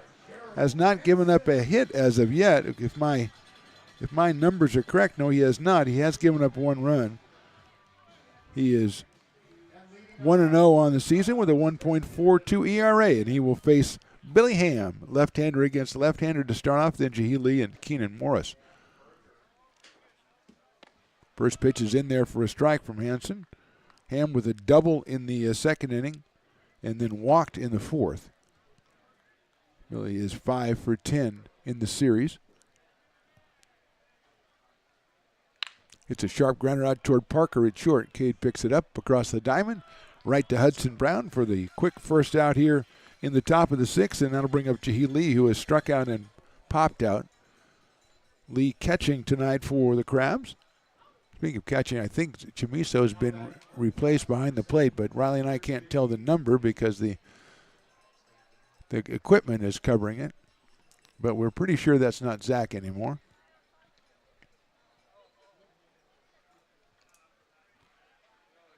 Inside for a ball, the fastball from Hansen at 84. And Lee spins out of the way.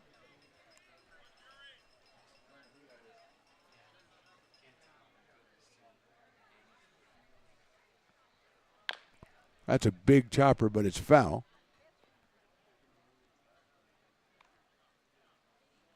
Hansen 5 strikeouts and 5 walks in his 6 1/3 innings.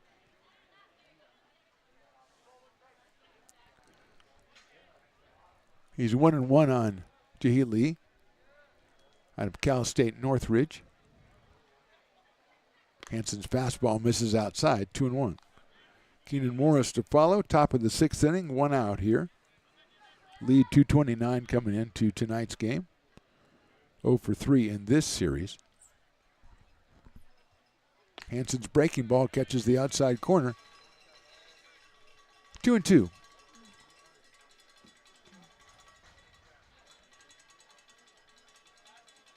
No activity for the Crabs as they've had Sasso. Not a lot of pitches for Cameron through 5 innings. That's outside, 3-2.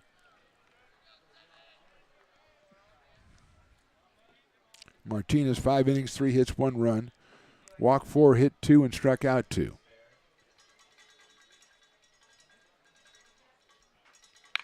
Chopper into center field, that's a base hit. So Lee reached out on what might have been ball 4 and hit it right back up the middle and picks up his first base hit of the series. He is 1 for 3 tonight. 4th hit of the game for the Crabs. And Keenan Morris comes to the plate. The third baseman is lined out to left and popped out to third. So he's 1 for 5 in the series, 0 for 2 in the game.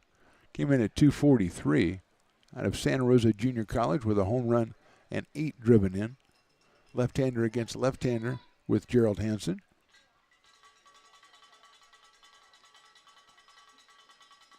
In the dirt, good block by the Potters. 1-0.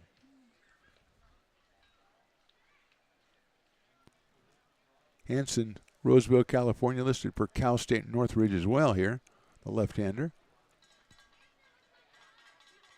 Ty Kennedy on deck. That's in the dirt again, 2-0. Morris looking down at the third base coach, getting the latest intel. Lee leading at first base. Henson, as I recall, has a pretty good pickoff move. There's a big chopper out towards second, handled by Johnson to short for one to first. I don't think they got it, and they didn't. Johnson to Parker, back to Brown, just not quite in time. And with the fielder's choice, Morris will be down at first base with 2 outs now, and Ty Kennedy will be the hitter. He has walked and doubled off the glove of Lindbergh in left field, the double in the 4th inning. So he is 1 for 1, 1 for 5 in the series with a run batted in, hitting 167 coming in. He's got Morris at first base and 2 outs. As Piper again striding confidently. I'm thinking about 24 hours from now, it's his birthday, and he'll be here partying with all his friends. Breaking ball in the dirt, blocked, and it's 1-0. Zeus from Lincoln Fighting Zebra definitely be here. I think the Rhino from 12 Bridges will be here. Willie Warrior from Jessup never misses a party. And again, at least once I know Slamson was out here. I don't know that he'll be here tomorrow. So a lot of fun out here tomorrow. He's got him picked off. The runner's going. Brown can't handle it. And sliding in safely is Morris. So Brown got the throw from Hanson, went to throw it to second, slipped out of his hands, and Morris is at second base with 2 outs.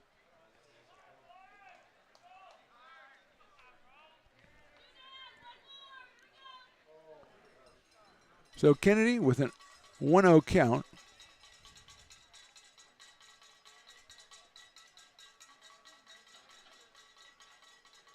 Popped up, right side, out of play. 1 ball, 1 strike on Kennedy. Ty is out of Central Arizona College. Caleb Neiman, the pitcher last night, was also from Central Arizona College. So they're hitting the Central Arizona area pretty hard, are the Crabs. I guess you live in Arizona, you go to Arcata. That's kind of a different look. Breaking ball's fouled out of play down the right field line. A different feel, I'm sure, as it's 1 ball and 2 strikes now on Kennedy. He has a brilliant diving catch to rob J.R. Freethy of extra bases earlier in the game.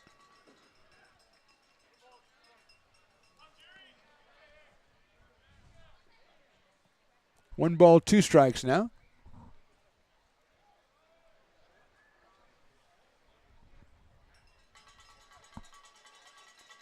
Hanson working in his first inning in relief of Anthony Martinez. 1-2 pitch, call, strike 3. So Potters give up 1 hit, but no runs. We go to the bottom of the 6th. Crabs still on top, 1-0.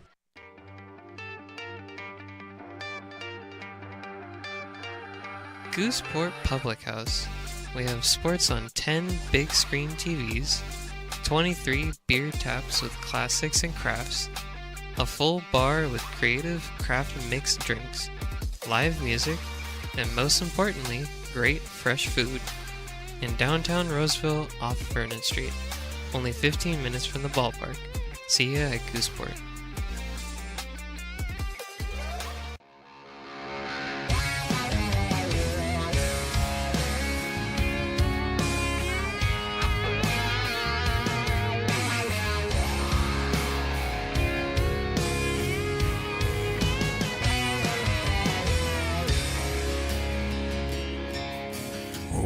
Knocked on my front door with my teenage boy and a couple more from up the road. He had him by the collar, said he caught him. Bottom of the 6th inning, we just saw the bat spinning race. The winner kind of went straight there. The loser is going to be leaning left a lot for the rest of his life, I think. He kept going left and left and left. And Cameron Sasso, who was the pitcher, we saw him talking to the umpire, and I don't know where he went, to be honest with you. Riley said, ready to come back, and I said, I don't know where the pitcher is. And the umpire is talking now to the Potter side. Cameron, I thought, came out and took his warm-up tosses. Then he was talking with his catcher, Ji-hee Lee. And so the umpire goes, just give me some baseballs and we'll figure it out later. Cole Eaton's going to start us off. He goes to talk to the catcher, say, what's going on, man? But so far, no answers. Did Cameron have to go answer the call? Yes, he looks like he might have had to go answer the call because there he is coming through the screen. Either that or, mi ranchito there with the quesadillas. Those are so popular. He might have just gone over to get a quesadilla. That's kind of like I should get a picture of him standing in line getting a quesadilla. I hope if he did go answer the call of nature that there was a line in there they just kind of let, part of starting pitcher, something like that. Although we don't know that. We shouldn't be guessing at that. But he did leave the field of play, which I think is legal, and came back out. He's been really good on the mound so far tonight. Just 4 hits over 5 innings and 7 strikeouts. Nice double play by his defense in the 5th inning on the Chamizo smash. And here's Cole Eaton. Blind to center and struck out for Cole. Out of Elkhorn, Nebraska. Parents were here on the R.C. Willie couch last night. Tonight it's Zach Chamizo's grandparents taking over their spot. Swing and a miss by Eaton. And he is behind, no balls and 1 strike. Couple of bad fans, according to Riley, as they come back from the beer stand with just 1 beer in one hand and nothing in the other. He does not care for that. Swing and miss again. One of them has a Joel Embiid jersey on, which I don't think factors into it at all. So Eaton now 0-2. Cole 294 on the season. Trying to get something started here. Bottom of the 6th against Sasso, who, as we said, has been very good. In the dirt this time, 1-2. Hudson Brown and then Jacob Doyle following Cole. 2, 3, and 4. Potter's loosening up somebody in the bullpen. It looks like maybe the Crabs are getting somebody up right now. Eaton chops that one foul. Another ball down low in the strike zone.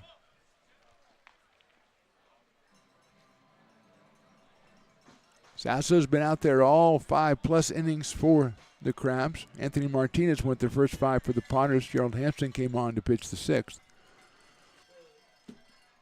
1-2 coming up. Eaton pops it up. Might get out of play. Ji-hee Lee makes the catch. So Eaton retired and a pop up to the catcher for the first out here in the 6th, and that'll bring up Hudson Brown, who struck out and singled in this game. Hudson struck out in the 1st inning, then singled in the 4th. Got as far as 3rd base, but Potters couldn't get him in.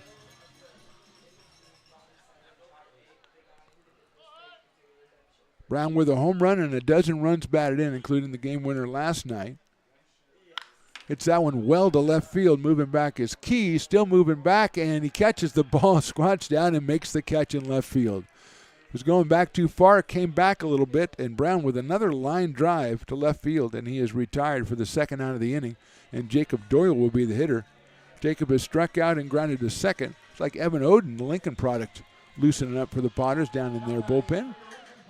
But here's Doyle with 2 outs in the 6th.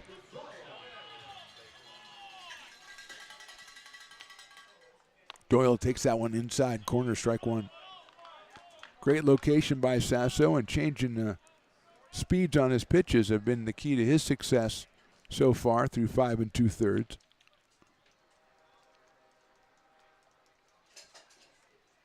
Swing and a miss. 0-2 quickly on Jacob Doyle from Sparks, Nevada, and University of Nevada, Reno. 6'6", 210 pounds for Jacob Doyle. Outside.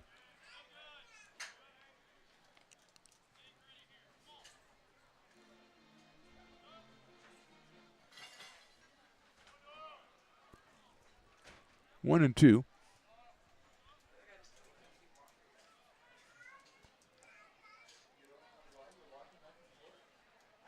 Doyle lines it, but it's foul. Look out over there on the grassy knoll. Skips through over there to the fence.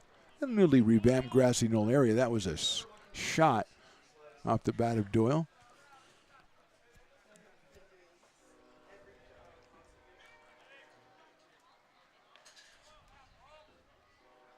Look out, that's inside with the fastball. Got that one up to 85 for Sasso. 2-2 now on Jacob. JT Walden would be next.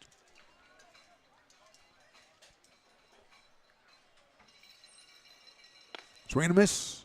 Another strikeout for Sasso. Another 1-2-3 inning. We go to the 7th. Crabs on top, 1-0.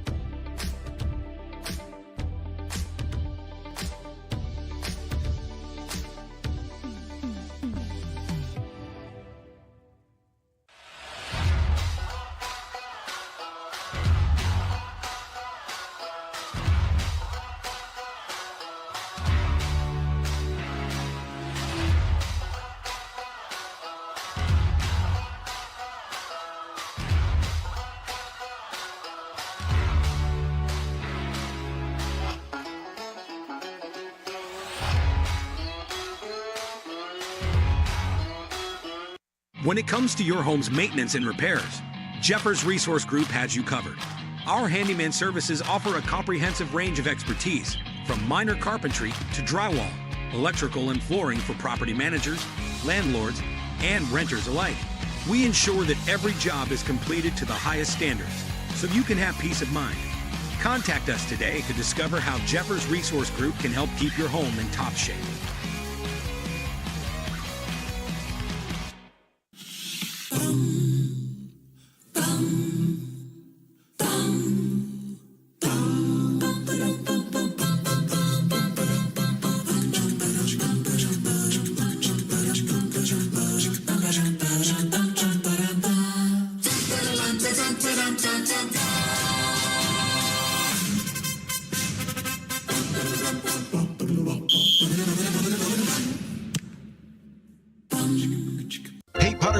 Want to keep restoring and renovating historic McBean Stadium? Now you can become a member of Friends of McBean. Annual membership start at $50. Get a 4th of July Potters t-shirt and 4 Potters tickets. Become a member now at friendsofmcbean.org.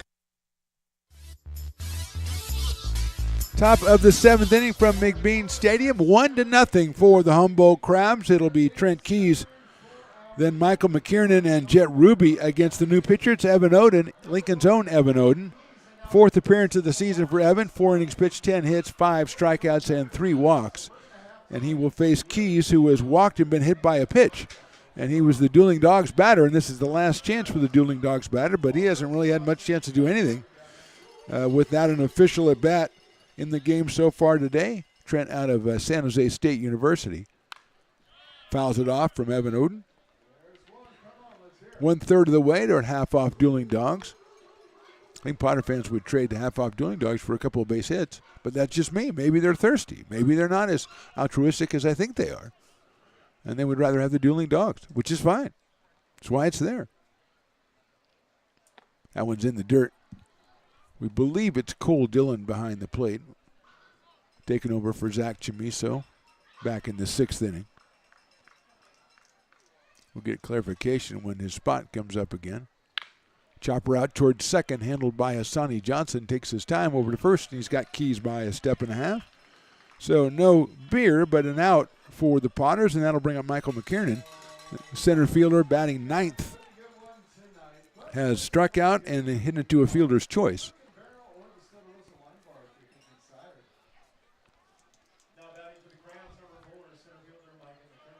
So McKiernan settles in. Piper's still hanging out. Sometimes Piper will go back to the concourse or something, but he's still hanging out out here. Fastball in there for a strike at 85 from Evan Oden. 0-1. He's always got his Secret Service intern with him. So you got to protect Piper at all costs, especially today. Hit sharply down to third. Freethy has it. Looks at it for a second. Across the diamond is high, and tag at first base is made by Hudson Brown. The Swiffer does it in the ground. He does it in the air. And there's 2 outs here in the 7th inning. Jet Ruby will be the hitter after a fine defensive play by Hudson Brown over there. And I think the manager is going to come out from Humboldt and talk to the first base umpire and maybe just get him to say, hey, could you ask the other umpire if he saw it differently? I did not see it differently, so if they ask me, I will say he was out. But they have never done that. They should. They might think about it, but they're not going to. And everybody is satisfied except for the manager, who is not satisfied. But Ruby will come up to the plate anyway. He's flied to center twice, and he's walked in this one. Jet 364 to start the night off out of Fresno State University. I believe they're the Bulldogs. Fastball outside corner, call strike. Evan up to 87 on that one. 0-1 on Jet Ruby.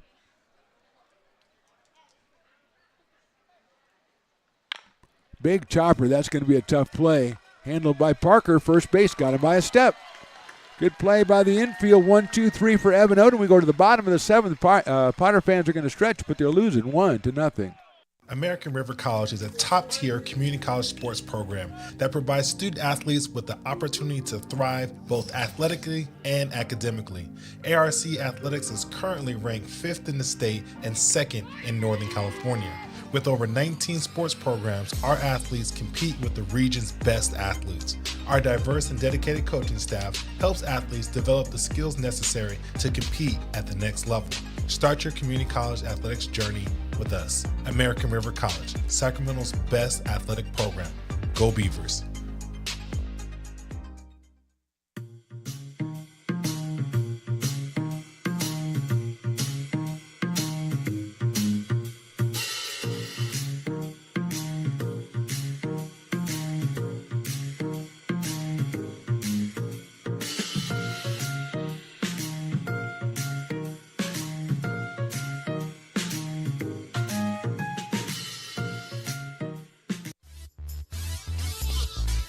Bottom of the 7th inning, time running out for the Potters. They trail it 1-0. The only run of the game back in the 3rd inning on a bases-loaded hit batter to give Humboldt the lead. Cameron Sasso has been fantastic. 4 hits, 8 strikeouts over 6 innings. He wasn't a strikeout pitcher coming in, just 12 in 14 2/3 innings, but he's got 8 in 6 innings tonight. He's got J.T. Walden, J.R. Freethy, and Cade Parker coming up to the plate as he goes into his 7th inning of work.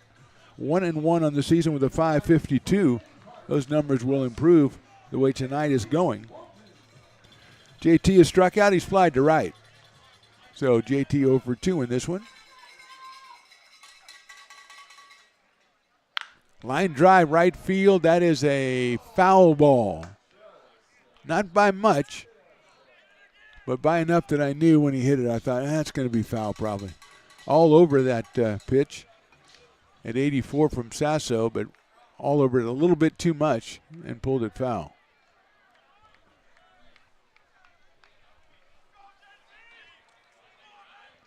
Oh and 1 on JT. Freethy to follow, then Parker.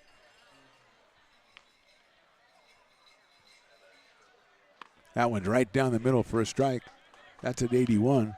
Good to see everybody enjoying the Fat Cat, coming back up with dogs and brats and stuff. Coming back from downstairs. Come inside the gates, look right to your left, and there's the Fat Cat stand. Swing and a miss. Got Walden on strikes after that big line drive. Comes back with 2 strikes right away. That is 9 strikeouts for Cameron Sasso. And J.R. Freethy is the hitter. Looks like Russell Pettis loosening up for the Potters in their pen. As Odin threw very well in his inning, if it's all he's going to get. That has been the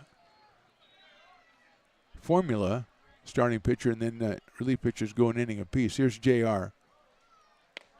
Outside corner for a strike. JR has flied to right and walked. His fly to right was a brilliant diving catch by Ty Kennedy in right center field back in the 2nd inning. Swings and fouls that one so quickly. Sasso ahead in the count 0-2, and I think that's one of the keys that Cameron's been able to stay in. I mean, he's pitched very well, but he's getting ahead of hitters, and his pitch count isn't really that high. So going into his 7th inning, or working his 7th inning now with 1 out. 0-2 on JR. Outside, 1-2. G. League behind the plate for the Crabs. Morris at third, Callahan at short, Ruby at second, Felix at first. Keys, McKiernan, and Kennedy in the outfield. High fastballs, 2-2 on JR. Out of Rockland, California.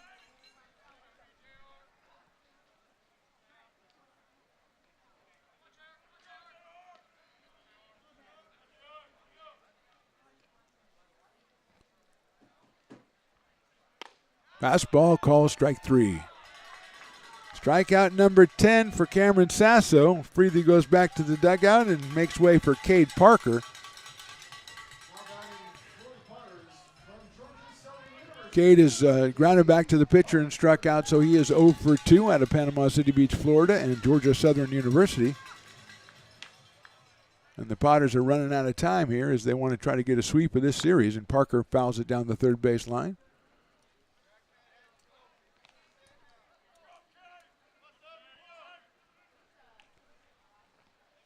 There is activity in the bullpen for the Crabs, as Sasso going through 6 2/3 innings. That one's in the dirt. 10 strikeouts now for Cameron.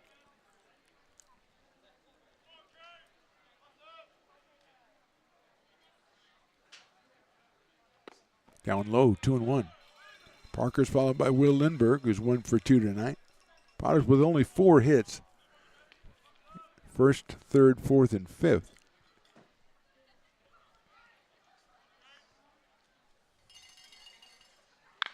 Chop foul down the left field line. It'll be 2 balls and 2 strikes on Cade Parker.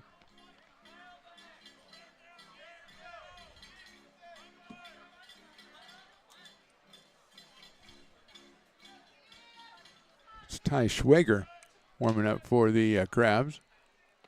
Outside for a ball, 3-2. Ty from Washington State University, 6'1", 215. So he is losing, but right now Cameron Sasso seems to have things pretty well in hand as he goes 3-2 to Cade Parker. Chop foul. Staying alive at the plate. Nolan Thebe bringing the new baseballs to the umpire. So we'll do it again, 3 balls and 2 strikes on Cade Parker. He does have 2 home runs and 10 runs batted in on the season.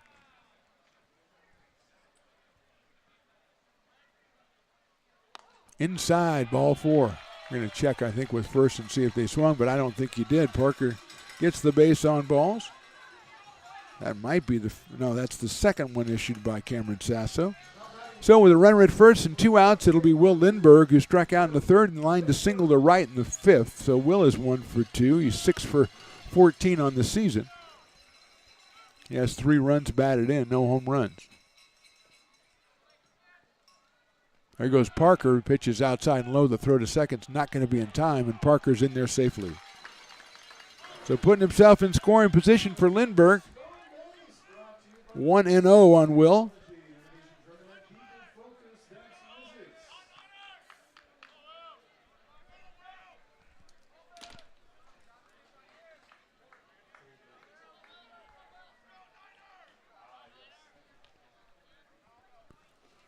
To Will.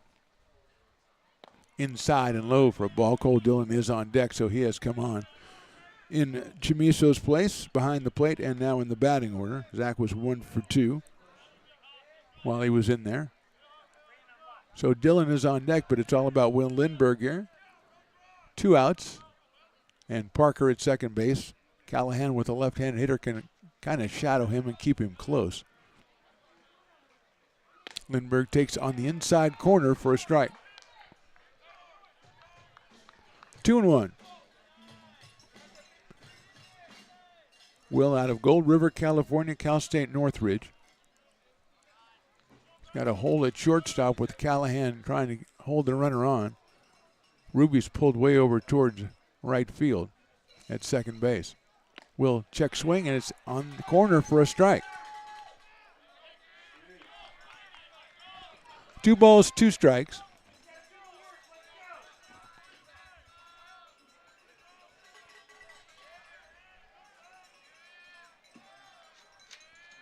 Sasso checking the runner at second base. That's Parker. Ground ball right back to Sasso, and he's got it. He'll underhand it to first for the third out of the inning, and we'll go to the top of the 8th inning with the Crabs still on top, 1-0.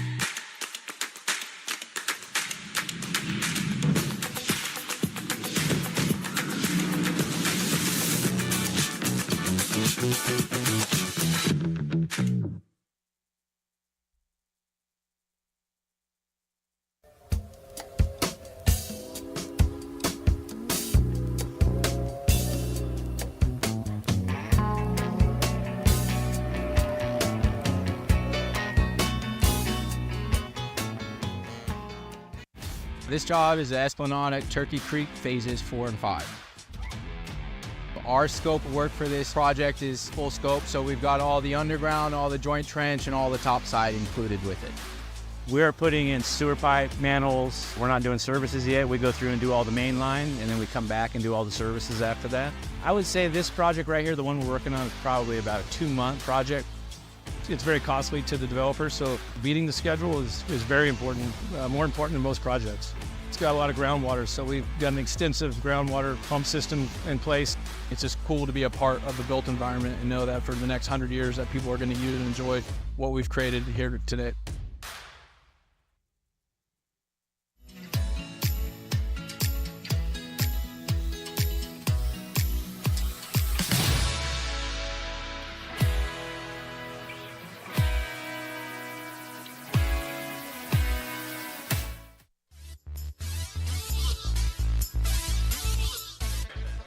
Top of the 8th inning, Potters trail at 1-0. Russell Pettis is the new pitcher out of Cal State San Marcos. Just his second appearance. He's pitched 1 inning so far, given up 1 hit and struck out 1. No 1-loss record and no ERA for Russell. And he's in here in what we call the old pitcher's duel, as Sasso has gone 7 innings and a bunch of Potters have gone 7 innings. And we've got 1 run up on the board, and it's scored on a hit batter with the bases loaded. And here is Colin Callahan, who was that batter back in the 3rd inning.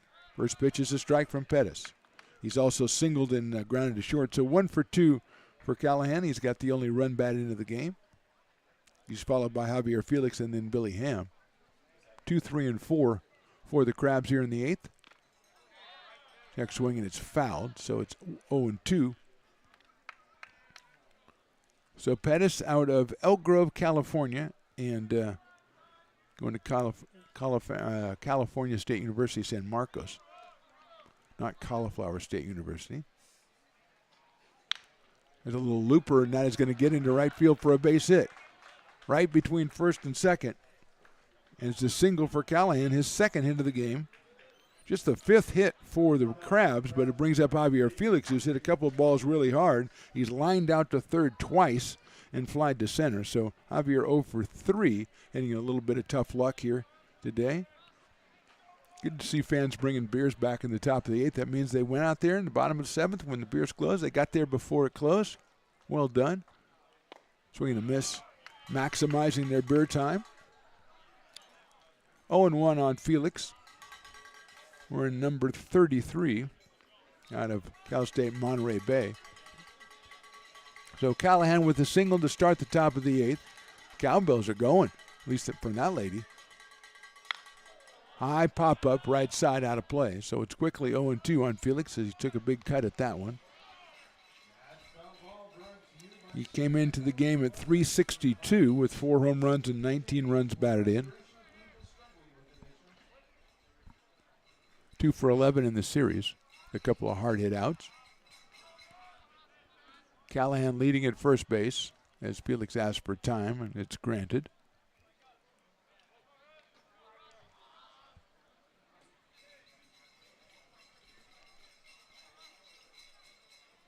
There goes the runner, swinging a miss, and they're not even going to throw. So Felix is out on strikes, a stolen base for Callahan. 1 out here in the 8th inning, and Billy Ham will be the hitter. Billy has doubled, walked, and grounded to shortstop, so he is 1 for 2. 5 for 11 in the series, and came in at .429. Left-hand hitting DH out of University of Nevada against Russell Pettis. Jahi Lee is the number 5 hitter. He is on deck. Callahan now in scoring position at second base. Fastball too high. 1 ball and no strikes. That one at 89 from Pettis.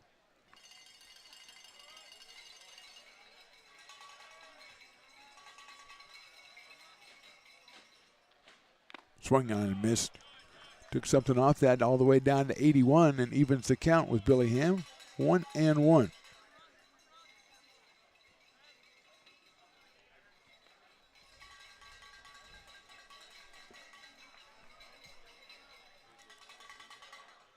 That one outside corner, strike 2.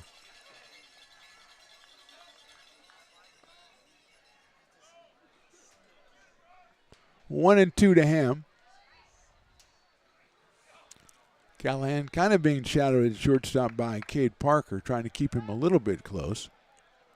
As the 1-2 coming up from Pettis. Swing and miss. Inside breaking ball, got him swinging. Second strikeout for Russell in the inning, but Callahan still at second base, and now it's Jahi Lee, who has struck out, popped out, and singled. So he is 1 for 3. Singled off Gerald Hansen in the 6th inning. Right-hand hitting catcher out of Cal State Northridge. In there for a strike.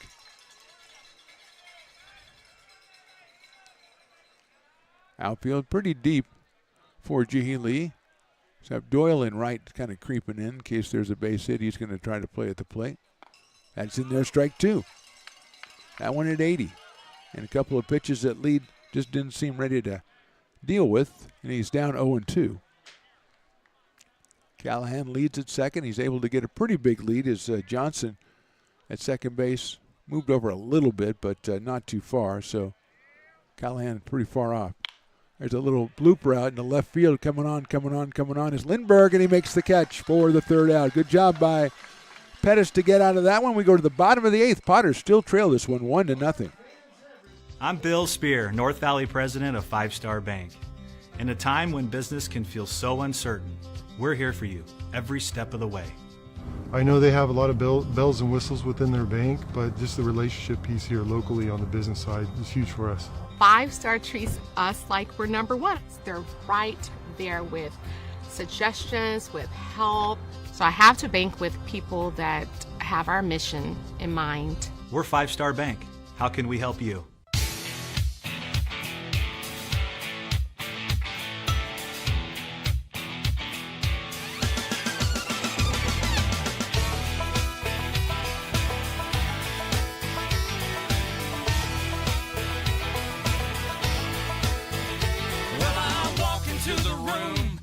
Out $100 bills, and it kills and it thrills like the horns on my Silverado grill. And I buy the bar double. Hi, Bill Evans, president of the Placer County Association of Realtors. We're in the store, our conference facilities, an amazing team help us keep together an amazing organization, and we thank them all. This organization can't do what it does and can't run the way it runs without the help of so many members volunteering their time. The success of the Placer County Association of Realtors is largely dependent on our active volunteer members to help our organization and industry. The work of our committees greatly impacts our ability to champion efforts across the board and giving back to the Placer County community wherever we can. Like all service organizations, I wanted to serve. And getting involved with the affiliate committee was the perfect way to do that. I love being able to serve my community with my business friends and other leaders and give back to those who are in need. The thing I love about the PCAR committees is they all work toward the same goal of bringing the community together to support those in need in our surrounding area. I instantly came to the meeting and had a wonderful time, felt like I was a part of something bigger, and it was just the start of my leadership journey.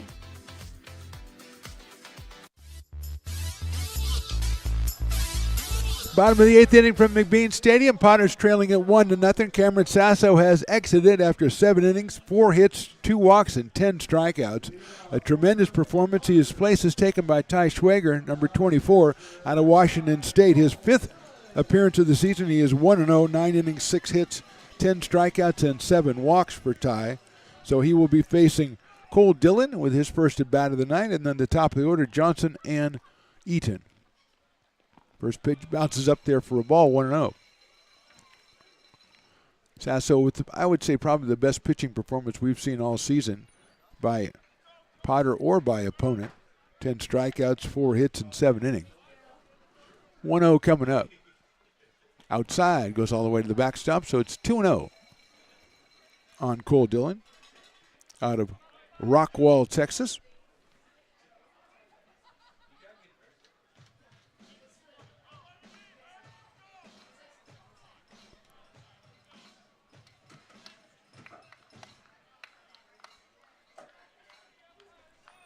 Two balls, no strikes. Dillon at 250 on the season.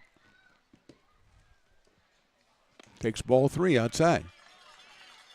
That one closer than the other two, but still not close enough. 3-0 with Asani Johnson to follow.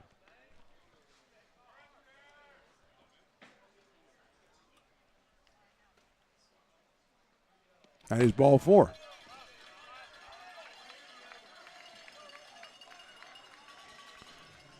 So Dillon at first base. Here is Asani Johnson, and Asani has been known to square in the past, so wouldn't be surprised to see that one coming up, and neither would Keenan Morris, who moves in at third base. Felix is going to have to hold the runner on at first, of course, as Cole Eaton moves into the on-deck circle.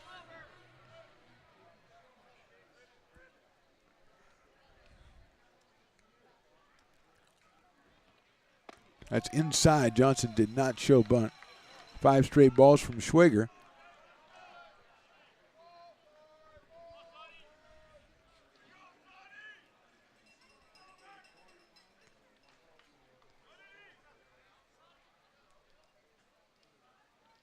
That's a high fastball at 88, so it's 2-0, 6 straight balls from the new pitcher here as we are in the bottom of the 8th inning. Potters game number 20. They're 17-2 and 2-0 in Pacific Empire League play. 2-0 pitch, inside ball 3. And now, as if I know the Potters, that dugout's getting really raucous down there. They got a relief pitcher who's thrown 7 straight balls, and they've been held in check for 7 innings by the starter, so they're liable to get a little rambunctious down there. 3-0 pitch coming up. That is in there for a strike at 88 from Ty Schwager.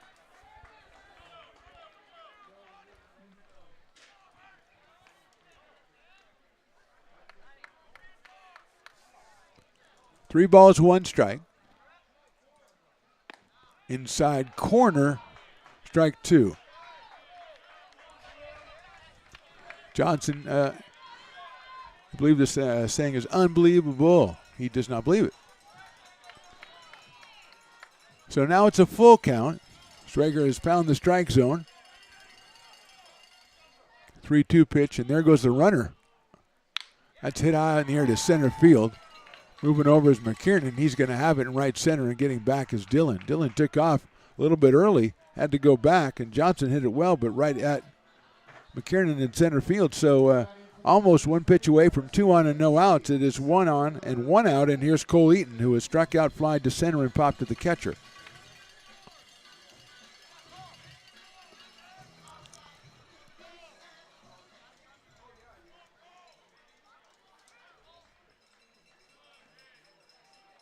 That's popped out of play.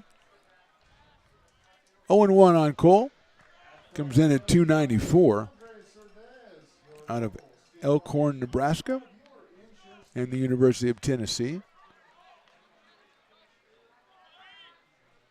Short lead at first. That ball is high. 1-1.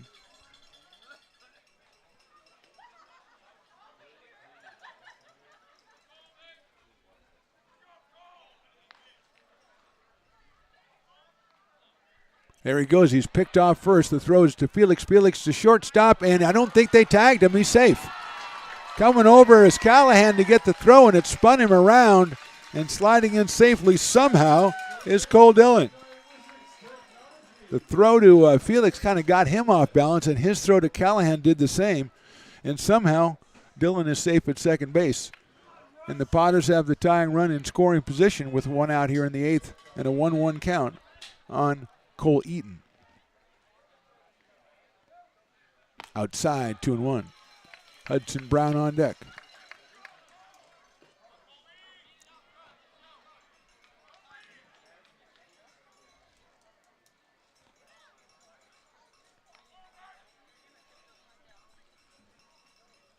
Check swing down low, 3-1.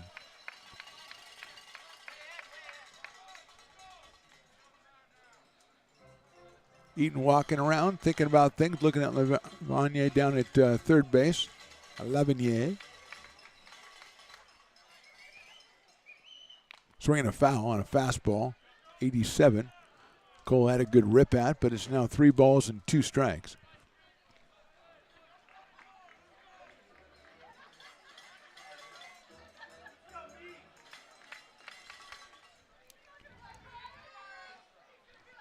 Three and 2.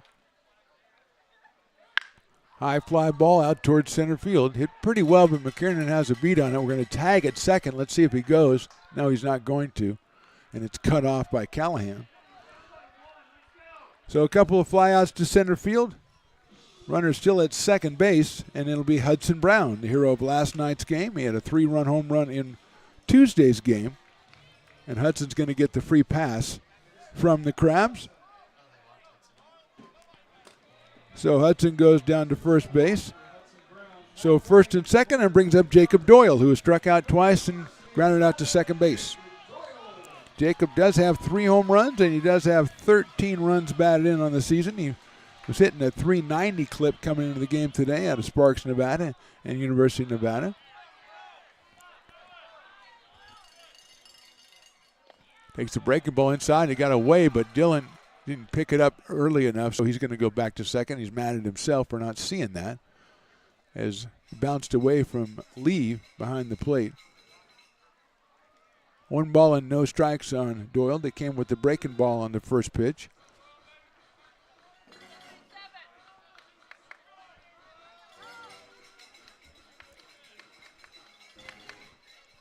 So it's Dillon at second. It's Brown over at first. Doyle waits 1-0. Inside, sails high and inside, 2-0. JT Walden on deck.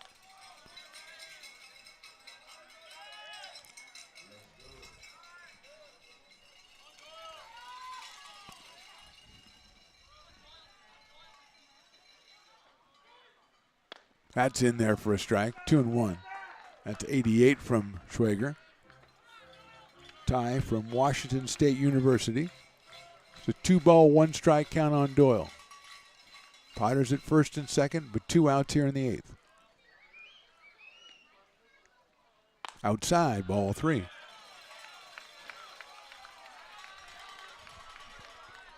Cowbells are rocking, 3-1 on Doyle.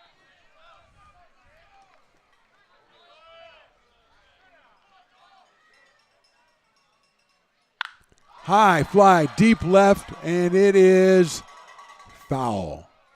It's the second time I think Jake has done that today, but he was all over that pitch. That one I thought had a chance maybe to straighten out a little bit. It was way out of here, but just a foul ball on a 3-2 count. Runners will be going, which will help on a base hit, maybe trying to score Dillon. Crowd got up on that one, and now they're back down. Inside, call strike 3. No runs, 2 left. We go to the top of the 9th. Crabs still on top, 1-0.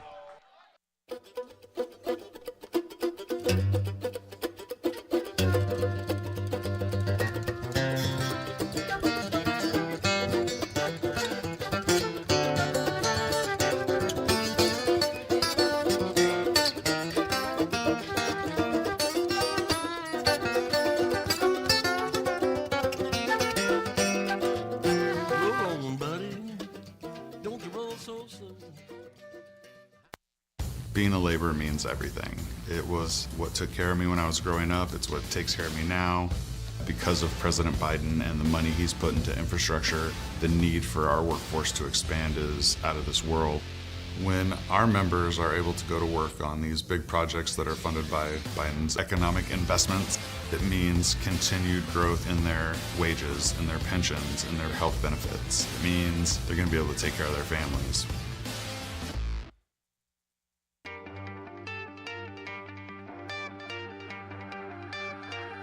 Gooseport Public House. We have sports on 10 big screen TVs, 23 beer taps with classics and crafts, a full bar with creative craft mixed drinks, live music, and most importantly, great fresh food. In downtown Roseville off Vernon Street, only 15 minutes from the ballpark. See ya at Gooseport.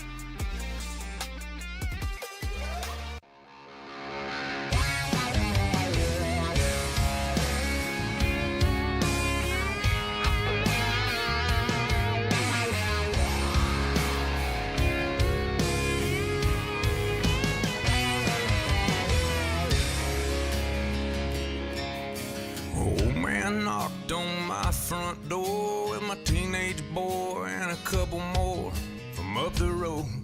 He had him by the collar, said he... Top of inning number 9, Micah Marquez is the new pitcher for the Potters. He is the 5th Potters pitcher after Martinez, Hansen, Odin, Pettis, and now Micah Marquez. He is making his 5th appearance, 11 innings, 7 hits allowed, ERA of 2.45 for Micah. 5 strikeouts and 2 walks. He'll face Keenan Morris, Ty Kennedy, and Trent Keys, the first 3 hitters for the Crabs. We are at 1-0 in the top of the 9th inning here. The only run scored back in the 3rd inning when Colin Callahan was hit by a pitch with the bases loaded. Forced in Ty Kennedy, and that's been our scoring so far. Sasso for the Crabs went 7 innings, gave up 4 hits and 10 strikeouts, and Schwager just came on and got himself out of a jam that he put himself in. But he got the strikeout of Doyle to end the inning. So here's Morris, who's lined out, popped out, and hit into a fielder's choice. Third baseman out of Santa Rosa Junior College against Micah Marquez from St. Helena, California.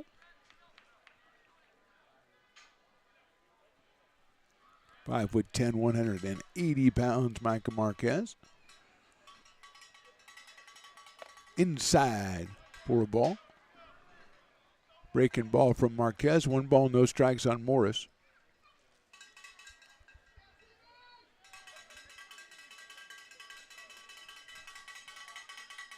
Cowbell's rocking it. Look how that hits him. So first one was inside, that one was more inside. And Morris will go down to first base, hit by a pitch. Third Crabs batter to be hit by a pitch today, and that will bring up Ty Kennedy, who has walked, doubled, and struck out. And I would not be surprised to see the Crabs go for the sacrifice here with a 1-run lead in the top of the 9th. Freethy is at third base for the Potters. He's pretty much even with the bag and now kind of creeping up a little bit. He might share my feelings. No bunt and a pop-up right side. Brown's going to give chase, but it's out of play. Over by the Brick and Barrel Backyard Beer Garden, which is, unfortunately, for everyone, closed for the evening. I'm sorry, Riley. I know you are thinking about going down there, but closed for the evening. Kennedy is going to go back over to the dugout and maybe equipment repair, perhaps. Something like that, maybe motivational speech, something like that. Maybe listen to self-help tape. No, he's just going to get a bat. Maybe he's getting some earplugs for that one cowbell that's just rocking it. But whatever he's done or needs to do, he's back in the batter's box, 0-1 here.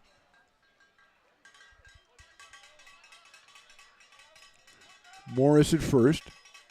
Nobody out here in the ninth inning. Crabs lead by 1. In the dirt, nice block by Cole Dillon. 1 ball and 1 strike. Trent Keys will follow.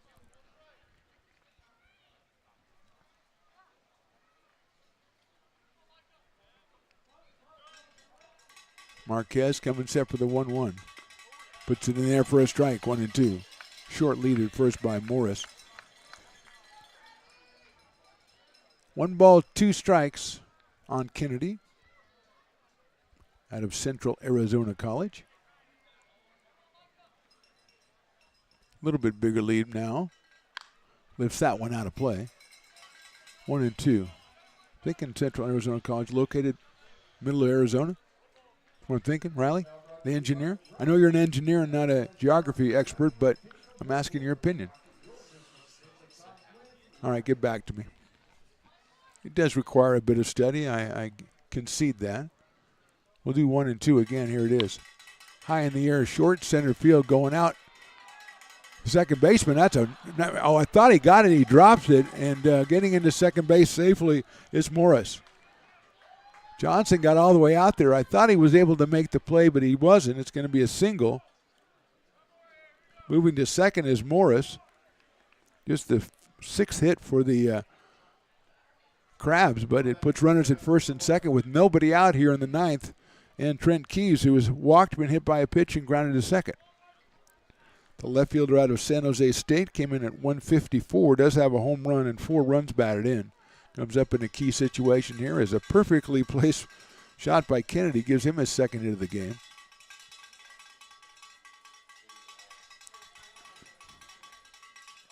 Keys is going to bunt it. He does out in front of the plate. Picked up by the catcher.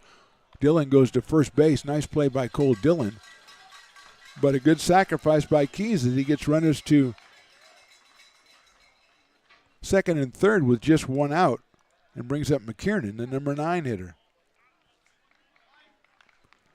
Dillon thought about maybe going to second on that one, but decided against it and went to first base to Hudson Brown. So McKiernan comes up with 3 runs batted in on the season, and now they're going to put him on. So the number 9 hitter hitting .077 and 0 for 3 so far today, but they're going to put him on to get the force in effect for the leadoff hitter, Jet Ruby, who's flied to center twice, grounded to short, and walked.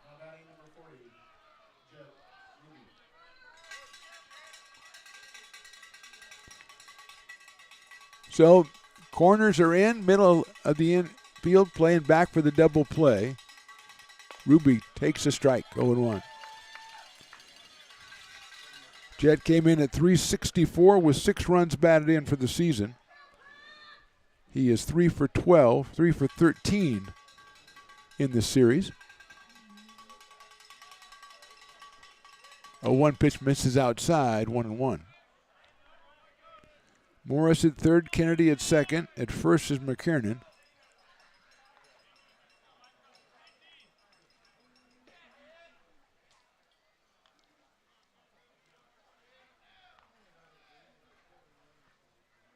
1-1 coming up from Micah. That one sails outside, 2-1. Breathe even with the bag at third. Brown the same at first.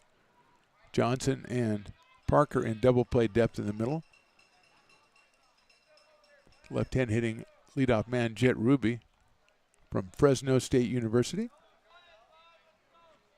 2-1 coming up from Micah. In the dirt, 3-1.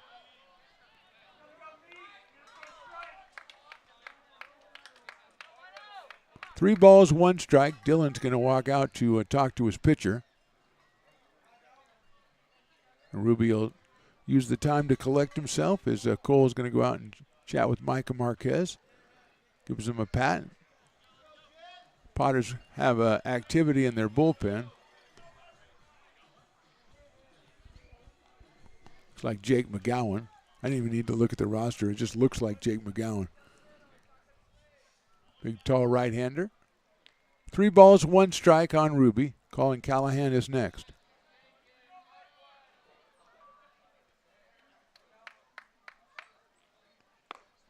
Call strike 2 on the outside corner. 3 balls and 2 strikes on Ruby. Marquez well advised to go to that spot one more time.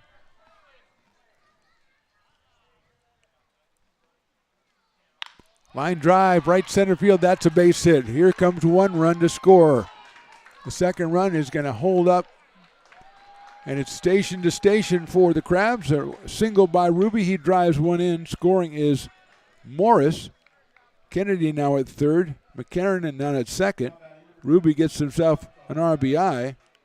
And it's 2-0 in favor of the Crabs. And here's Colin Callahan, who has singled, been hit by a pitch, grounded to short, and singled again.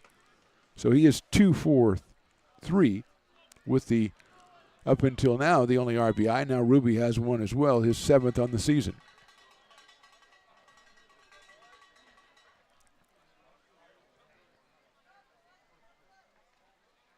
There's a chopper, a slow chopper to second. Johnson played back. He flips it to second for 1. They're not going to have time to get another one. So it's a fielder's choice and an RBI for Callahan. Scoring the second run is Kennedy. Ruby is retired at second. That one, I think Hassani thought that was hit a lot harder than it was. Flipped it over to second and no time for the double play. So now first and third, 2 runs in and a 3-0 count score, and Javier Felix is the hitter. Fouls that one back over the tarp, so it is 0-1 on Felix, who has lined to third, flied to center, and struck out.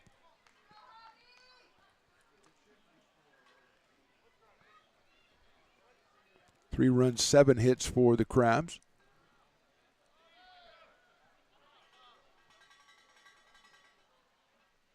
That one on the outside corner for a strike. No runs, 4 hits for the Potters.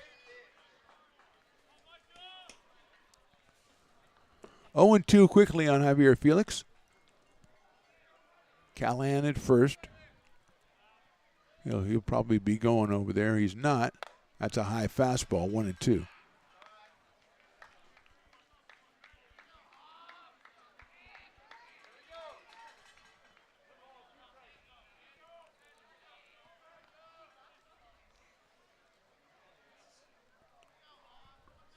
One and two on Felix. There goes the runner. Swung on and missed, but all gets away, and he can go to first base, and he will be safe.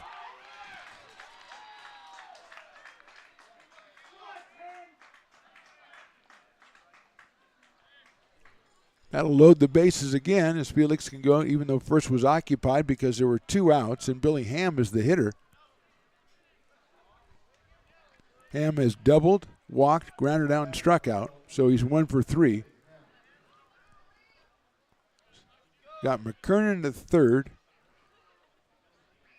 Callahan at second, and Felix at first.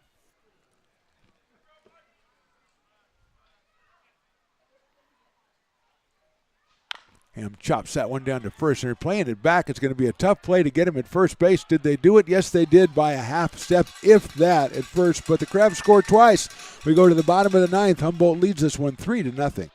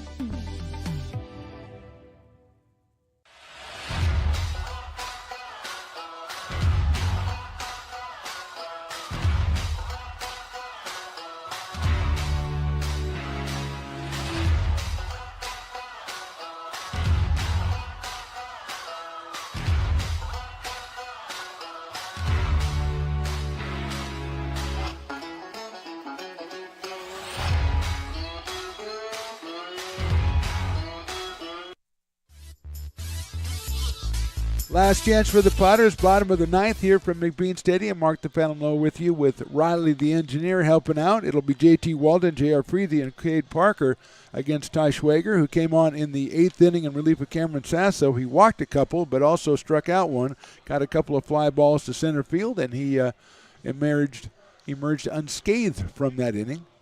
So he's got J.T. Walden, who struck out twice and flied to right, coming up to plate. Potters return to action tomorrow night, 6:35 first pitch against the Medford Rogues. The first of three against the Rogues, 6:05 Saturday, 6:05 Sunday. But right now it's all about the bottom of the ninth here, J.T. Walden.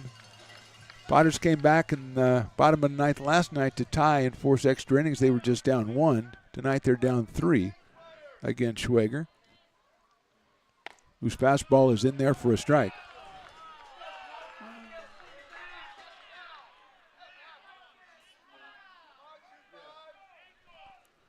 Oh and 1 on JT.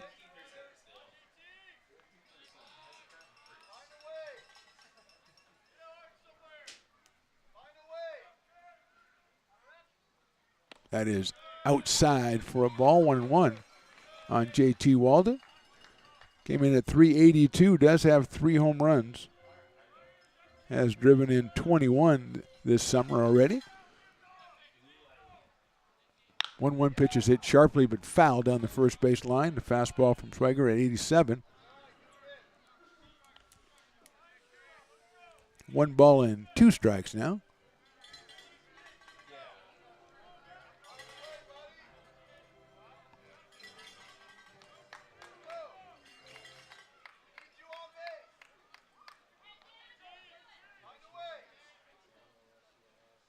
Outside, 2-2.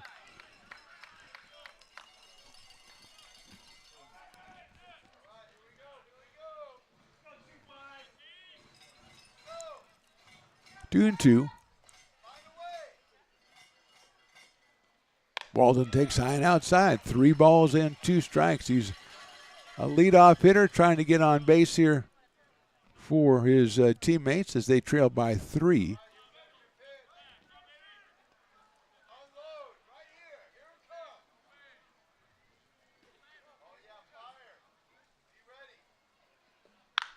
Line drive foul down the right field line. Potters have had a lot of loud foul balls tonight, but it hasn't really helped them as they've been held to just 4 hits by Sasso and Schwager. So it'll be 3-2 on JT once again here.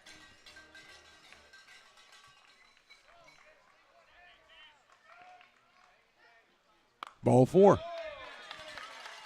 Good at bat for JT Walden. He gets the base on balls, and that'll bring up J.R. Freethy. JR has struck out, walked, and flied to right. Actually, a great play in right center by Ty Kennedy that robbed him back in the second inning. Jihi Lee is going to go out and talk to Schwager. Loosening up in the pen for the Crabs. Looks like a right-hander out there. And now we're going to have a meeting at the mound by the Humboldt Crabs. Going to go out and talk to Schwager and probably give his guy a little more chance. And no, I think we're going to have a replay. He's already walking in. So we're going to have a new pitcher coming on after the leadoff walk here in the bottom of the ninth. Potters still trail it 3-0. When it comes to your home's maintenance and repairs, Jeffers Resource Group has you covered. Our handyman services offer a comprehensive range of expertise, from minor carpentry to drywall, electrical and flooring for property managers, landlords, and renters alike. We ensure that every job is completed to the highest standards, so you can have peace of mind. Contact us today to discover how Jeffers Resource Group can help keep your home in top shape.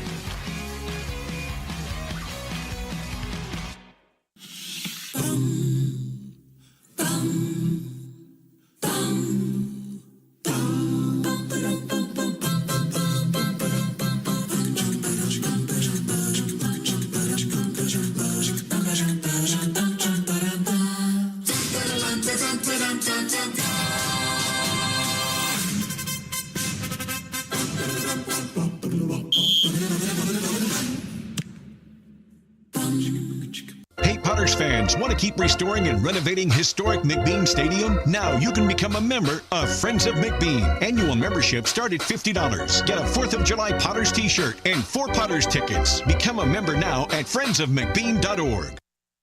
American River College is a top-tier community college sports program that provides student athletes with the opportunity to thrive both athletically and academically. ARC Athletics is currently ranked 5th in the state and 2nd in Northern California. With over 19 sports programs, our athletes compete with the region's best athletes. Our diverse and dedicated coaching staff helps athletes develop the skills necessary to compete at the next level. Start your community college athletics journey with us. American River College, Sacramento's best athletic program. Go Beavers. New pitcher is Caleb Neiman for the Crabs. His 6th appearance, 9 1/3 innings, 8 hits, 3 runs. He is 1 win and 1 loss. I believe he was the losing pitcher in last night's game, a 1.92 ERA for Caleb. He'll face J.R. Freethy, who, as we said, struck out, walked, and fly to right. Walden at first. Potters trail by 3. And nobody out here in the 9th. High fastball, 1-0.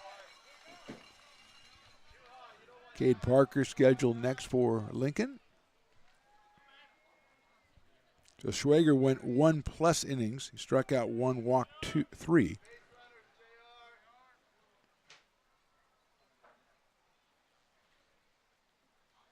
Fastball is in there for a strike at 88 from Neiman.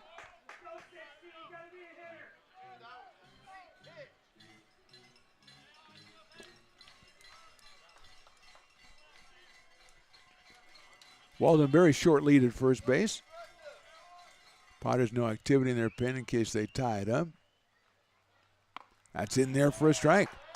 1-2 to J.R. Freethy.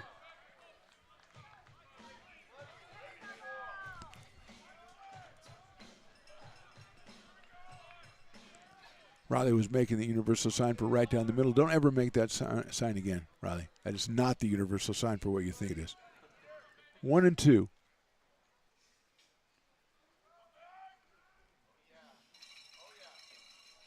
In the dirt, ball 2. Neiman taking his time there, coming set. 2 balls and 2 strikes on JR out of Rockland, California, University of Nevada.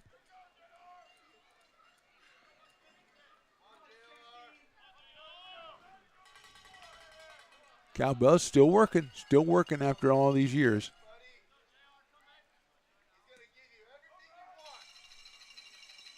Breathing, I think he was hit by the pitch. So Potters somehow bring the potential tying run up to the plate in the presence of Cade Parker. Walden now at second, J.R. Freethy, Mike Lavanier, whatever we say it, third base coach. I think he's telling JT, dude, it's all right. Don't get crazy. Don't get thrown out. We need you. We need you and the next guy to even get in this game. So be careful out there. Parker has struck out, walked, and grounded back to the pitcher.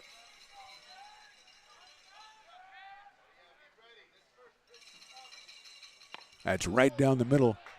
Don't make the sign for that, Riley. 0-1 on Cade Parker. Panama City Beach, Florida, Georgia Southern University. Will Lindbergh to follow. Walden at second, Freethy at first. That is strike 2.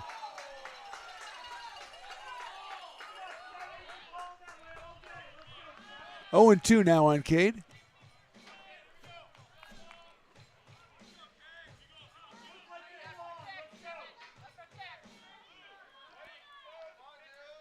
Neiman, the third pitcher. Sasso started, then Schwager, and now Caleb Neiman. Got an 0-2 count. Swing and a miss. 12 strikeout for the Crabs pitchers tonight, and Will Lindbergh will come to the plate. He has struck out, singled, and grounded to the pitcher. Hit the ball hard to the pitcher, but right back at Sasso in the 7th inning. Last out that Cameron recorded before he went to the dugout. So Will, 6 for 15, 400 so far on the season, making just his 3rd start of the year. Neiman's first pitch is a fastball, but it's inside at 88. So it's 1-0 on Will. Cole Dillon to follow.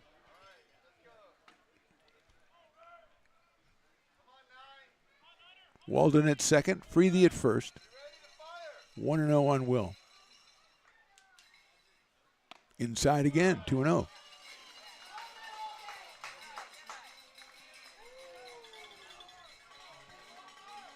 Home game number 20 for the Lincoln Potters out of 40 on the season.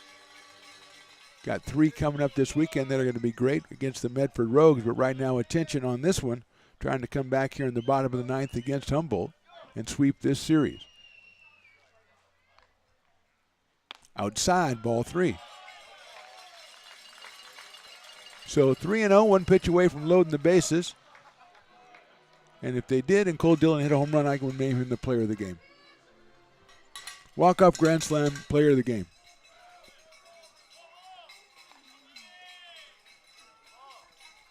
Three balls and no strikes. Got a little ahead of ourselves there. Ball 4. So Lindbergh goes down to first base. The bases are now loaded, 1 out. And it'll bring up Cole Dillon, who came on for Chamiso back in the 6th. His first at bat, he walked in the 8th inning. So first official at bat for Cole Dillon. Out of Rockwall, Texas. Dillon steps in here with Walden at third, Freethy now at second, Will Lindbergh over at first. Will is the tying run, potentially, for Cole Dillon. Asani Johnson on deck for the Potters. Just 1 out here in the 9th. Dillon takes in the dirt, ball 1. Action in the pen for the Crabs. They are loosening somebody up. I don't think he's even started throwing yet. He's just stretching his arm out. So it's 1-0 on Cole Dillon.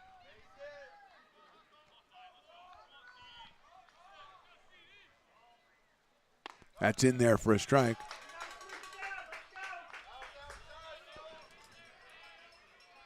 Hayden Bode, who we saw on Tuesday, loosening up. I think he went 3 innings on Tuesday out of Mount State University. So he's literally loosening up down in the bullpen. I don't think he started throwing yet. 1-1 to Cole. Outside, that ball gets away. No, but thinking about it was JT, but decided not to go, and that's the right decision. If there's any chance you're going to be out, you got to stay. Your run is only important as it gets to the 3rd run. So take it easy. If there's any hesitation, if he would have gone off right away, yeah, okay, he would have made it. But if you don't go right away, you got to stop. 2-1 on Cole Dillon.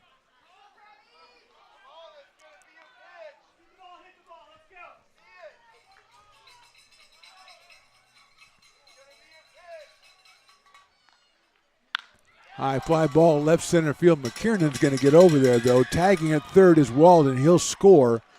But now 2 outs here in the 9th inning. Dillon delivers the sacrifice fly. Potters finally put a run up on the board, but they're still 2 short, and that'll bring up Asani Johnson. I think we might get a pinch hitter. Yeah, we are.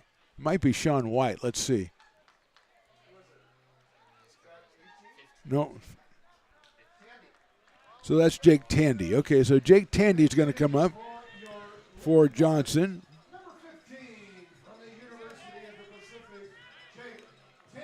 So Tandy comes on for Asani Johnson, who was 1 for 4. Jake came into yesterday's game at 534. He was 1 for 5 in that one. He was a little under 500, but still the hottest hitter for the Potters on the season. You got runners at first and second, but 2 outs here in the 9th inning. Takes outside for a ball. Jake has 3 home runs, but lately he's been more of a singles hitter, keeping that average up near 500.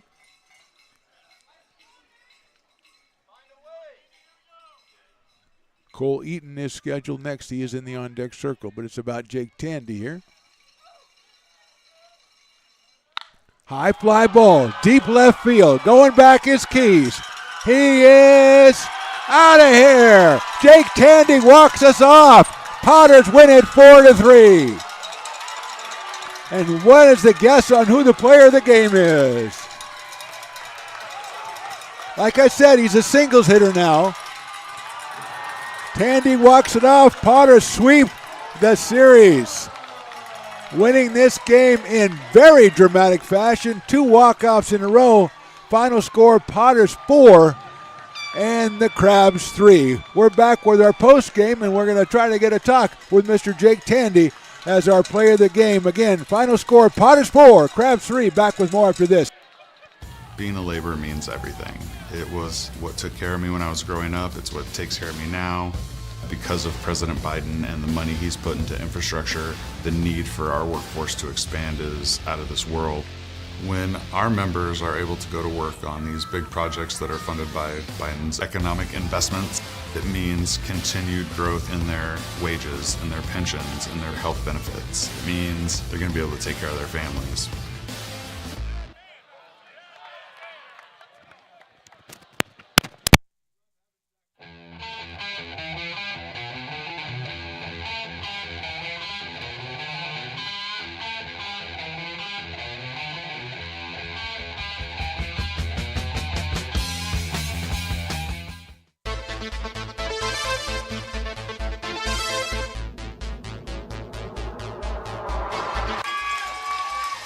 Pass flung on and missed. He got him on strikes at 86, the off-speeder. Bruno strikes out the side. Potters get the win 8-5. Sanchez 1-on-4. She gets it back, trying to get it back to Gallegos. What a spin move. Her shot is blocked. She has it controlled, puts in the goal. Witt trying to set it. She sets it over for Molly Harrison, pokes it over. Short set for Barrios, and her slam goes out of play. He's going to look that way. Now he's going to duck down the middle. He's got a guy wide open at the 18 kid. That's Robert Freeman. And Robert's trying to make a couple of moves. He comes back to the 15, comes down to the 10. He gets a block to the 5. Funny, but I wanted to ask you about that because I remember you doing that show, and you kind of. Go ahead. You want to. That's our new show. Really nice. Yeah, Beneath One Fern is what we call the show. Between a flower. Yes. Well, we're working on we're workshopping the title. Yes. Ooh. Well, you may not see that $10, my friend. That woman does not like to fork over the cash. I heard him say he'd pay you next Tuesday. So, That's right. I didn't bring pad and paper, so I don't know what to tell you what's going to happen when I come back. First of all, I got to take notes. We may end up in one, especially on this episode of the Stones and Toys Show. Oh, snap.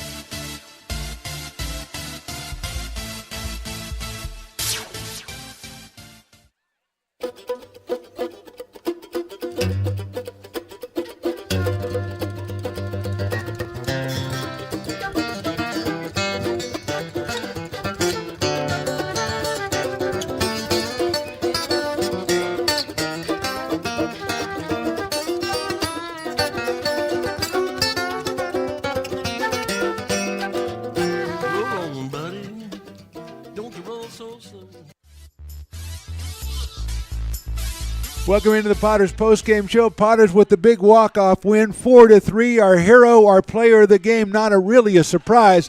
He's being doused right now in a very bad fashion. As he comes up with the big hit, the 3-run home run, our player of the game, Mr. Jake Tandy. Jake, how's it going down there? I'm a little wet, but other than that, pretty good. Fantastic job, obviously. Did you think, were you told that maybe you'd be called on for pinch hitting duties in the ninth? Not necessarily. Not until the ninth, until Mike told me, but I was still feeling pretty prepared and, always love those situations. Well, you made me look really bad because I just said that lately you've been hitting more singles than the big long ball, and then you come up with the 3-run home run. Obviously, are you thinking home run? You're just thinking making good contact in that situation? Yeah, just trying to keep the inning going for the team and give us a chance. But, yeah, I was lucky it got one good, so. Well, last night you guys pale at the big win, and I looked down, the dugout's going nuts. I'm sure they're going nuts tonight. How great of an atmosphere do you guys have going on in this season already? I mean, the fans, the team, everything is absolutely electric. It's amazing to get to play here every day. And finally, Jake, you have been putting together quite a half a season here. Well, right around 500, big home run numbers and everything. What's the key to Jake Tandy's success this year? Just staying patient at the plate, getting good pitches to hit, and just trying not to miss them. Well, that sounds like a pretty good formula. Why don't you keep doing that for the rest of the season? Jake Tandy's our player of the game. Let's hear it for him, everybody. Jake Tandy. Thank you, Jake. We'll talk to you down the road. Continued success. Thank you. Jake Tandy, our player of the game. Thanks for the interview with Jake. Riley, the engineer. Way to set that up. He is your Old Town Pizza player of the game, Mr. Jake Tandy. The Potters, I don't know. That was, I thought last night was thrilling. Tonight was, more thrilling, not only for the walk-up, but for the fact that it didn't look like the Potters had anything going at all through the first 8 innings. Sasso pitched fantastic for the Crabs. He went 7 innings, gave up just 4 hits and struck out 10. The Potters didn't score in the 8th. They came out in the 9th, had given up 2 in the top of the inning. Came out against Schwager, who walked the first batter. Then Neiman comes on, hits the batter, a strikeout, a walk, a sacrifice fly by Cole Dillon. Then Tandy with the pinch hit for Hassani Johnson. He got something he loved, and he just drilled it to left field. We've been talking about it with my friend Carson up here. Not really, the ball's not carrying to left field as much as it has been in the past couple of weeks, but tonight Jake Tandy carried that ball way out to left field, and the Potters, with a very dramatic sweep, they win this one 4-3. So, Riley, we move on to the Medford Rogues now, starting tomorrow, 6:35 right here on Lincoln Potters Baseball on Stone's Broadcast Network YouTube. If you can't be out here at McBean Stadium, it's Piper's birthday. You may want to be out here. Then Saturday night, it is Superhero Night. It is a fireworks night, a 6:05 first pitch, 6:05 first pitch on Sunday. So a great weekend coming up, and, man, we're going into it feeling on a high now after that walk-off home run by Jake Tandy. Again, our final score, the Potters win this one 4-3 over the Humboldt Crabs to sweep the series and go 3-0 in the Pacific Empire League. For Mark the Phantom Lowe, for Riley the Engineer, Willie Preston, Carson, and Lauren, we say goodnight. Thanks for watching. We'll see you next time.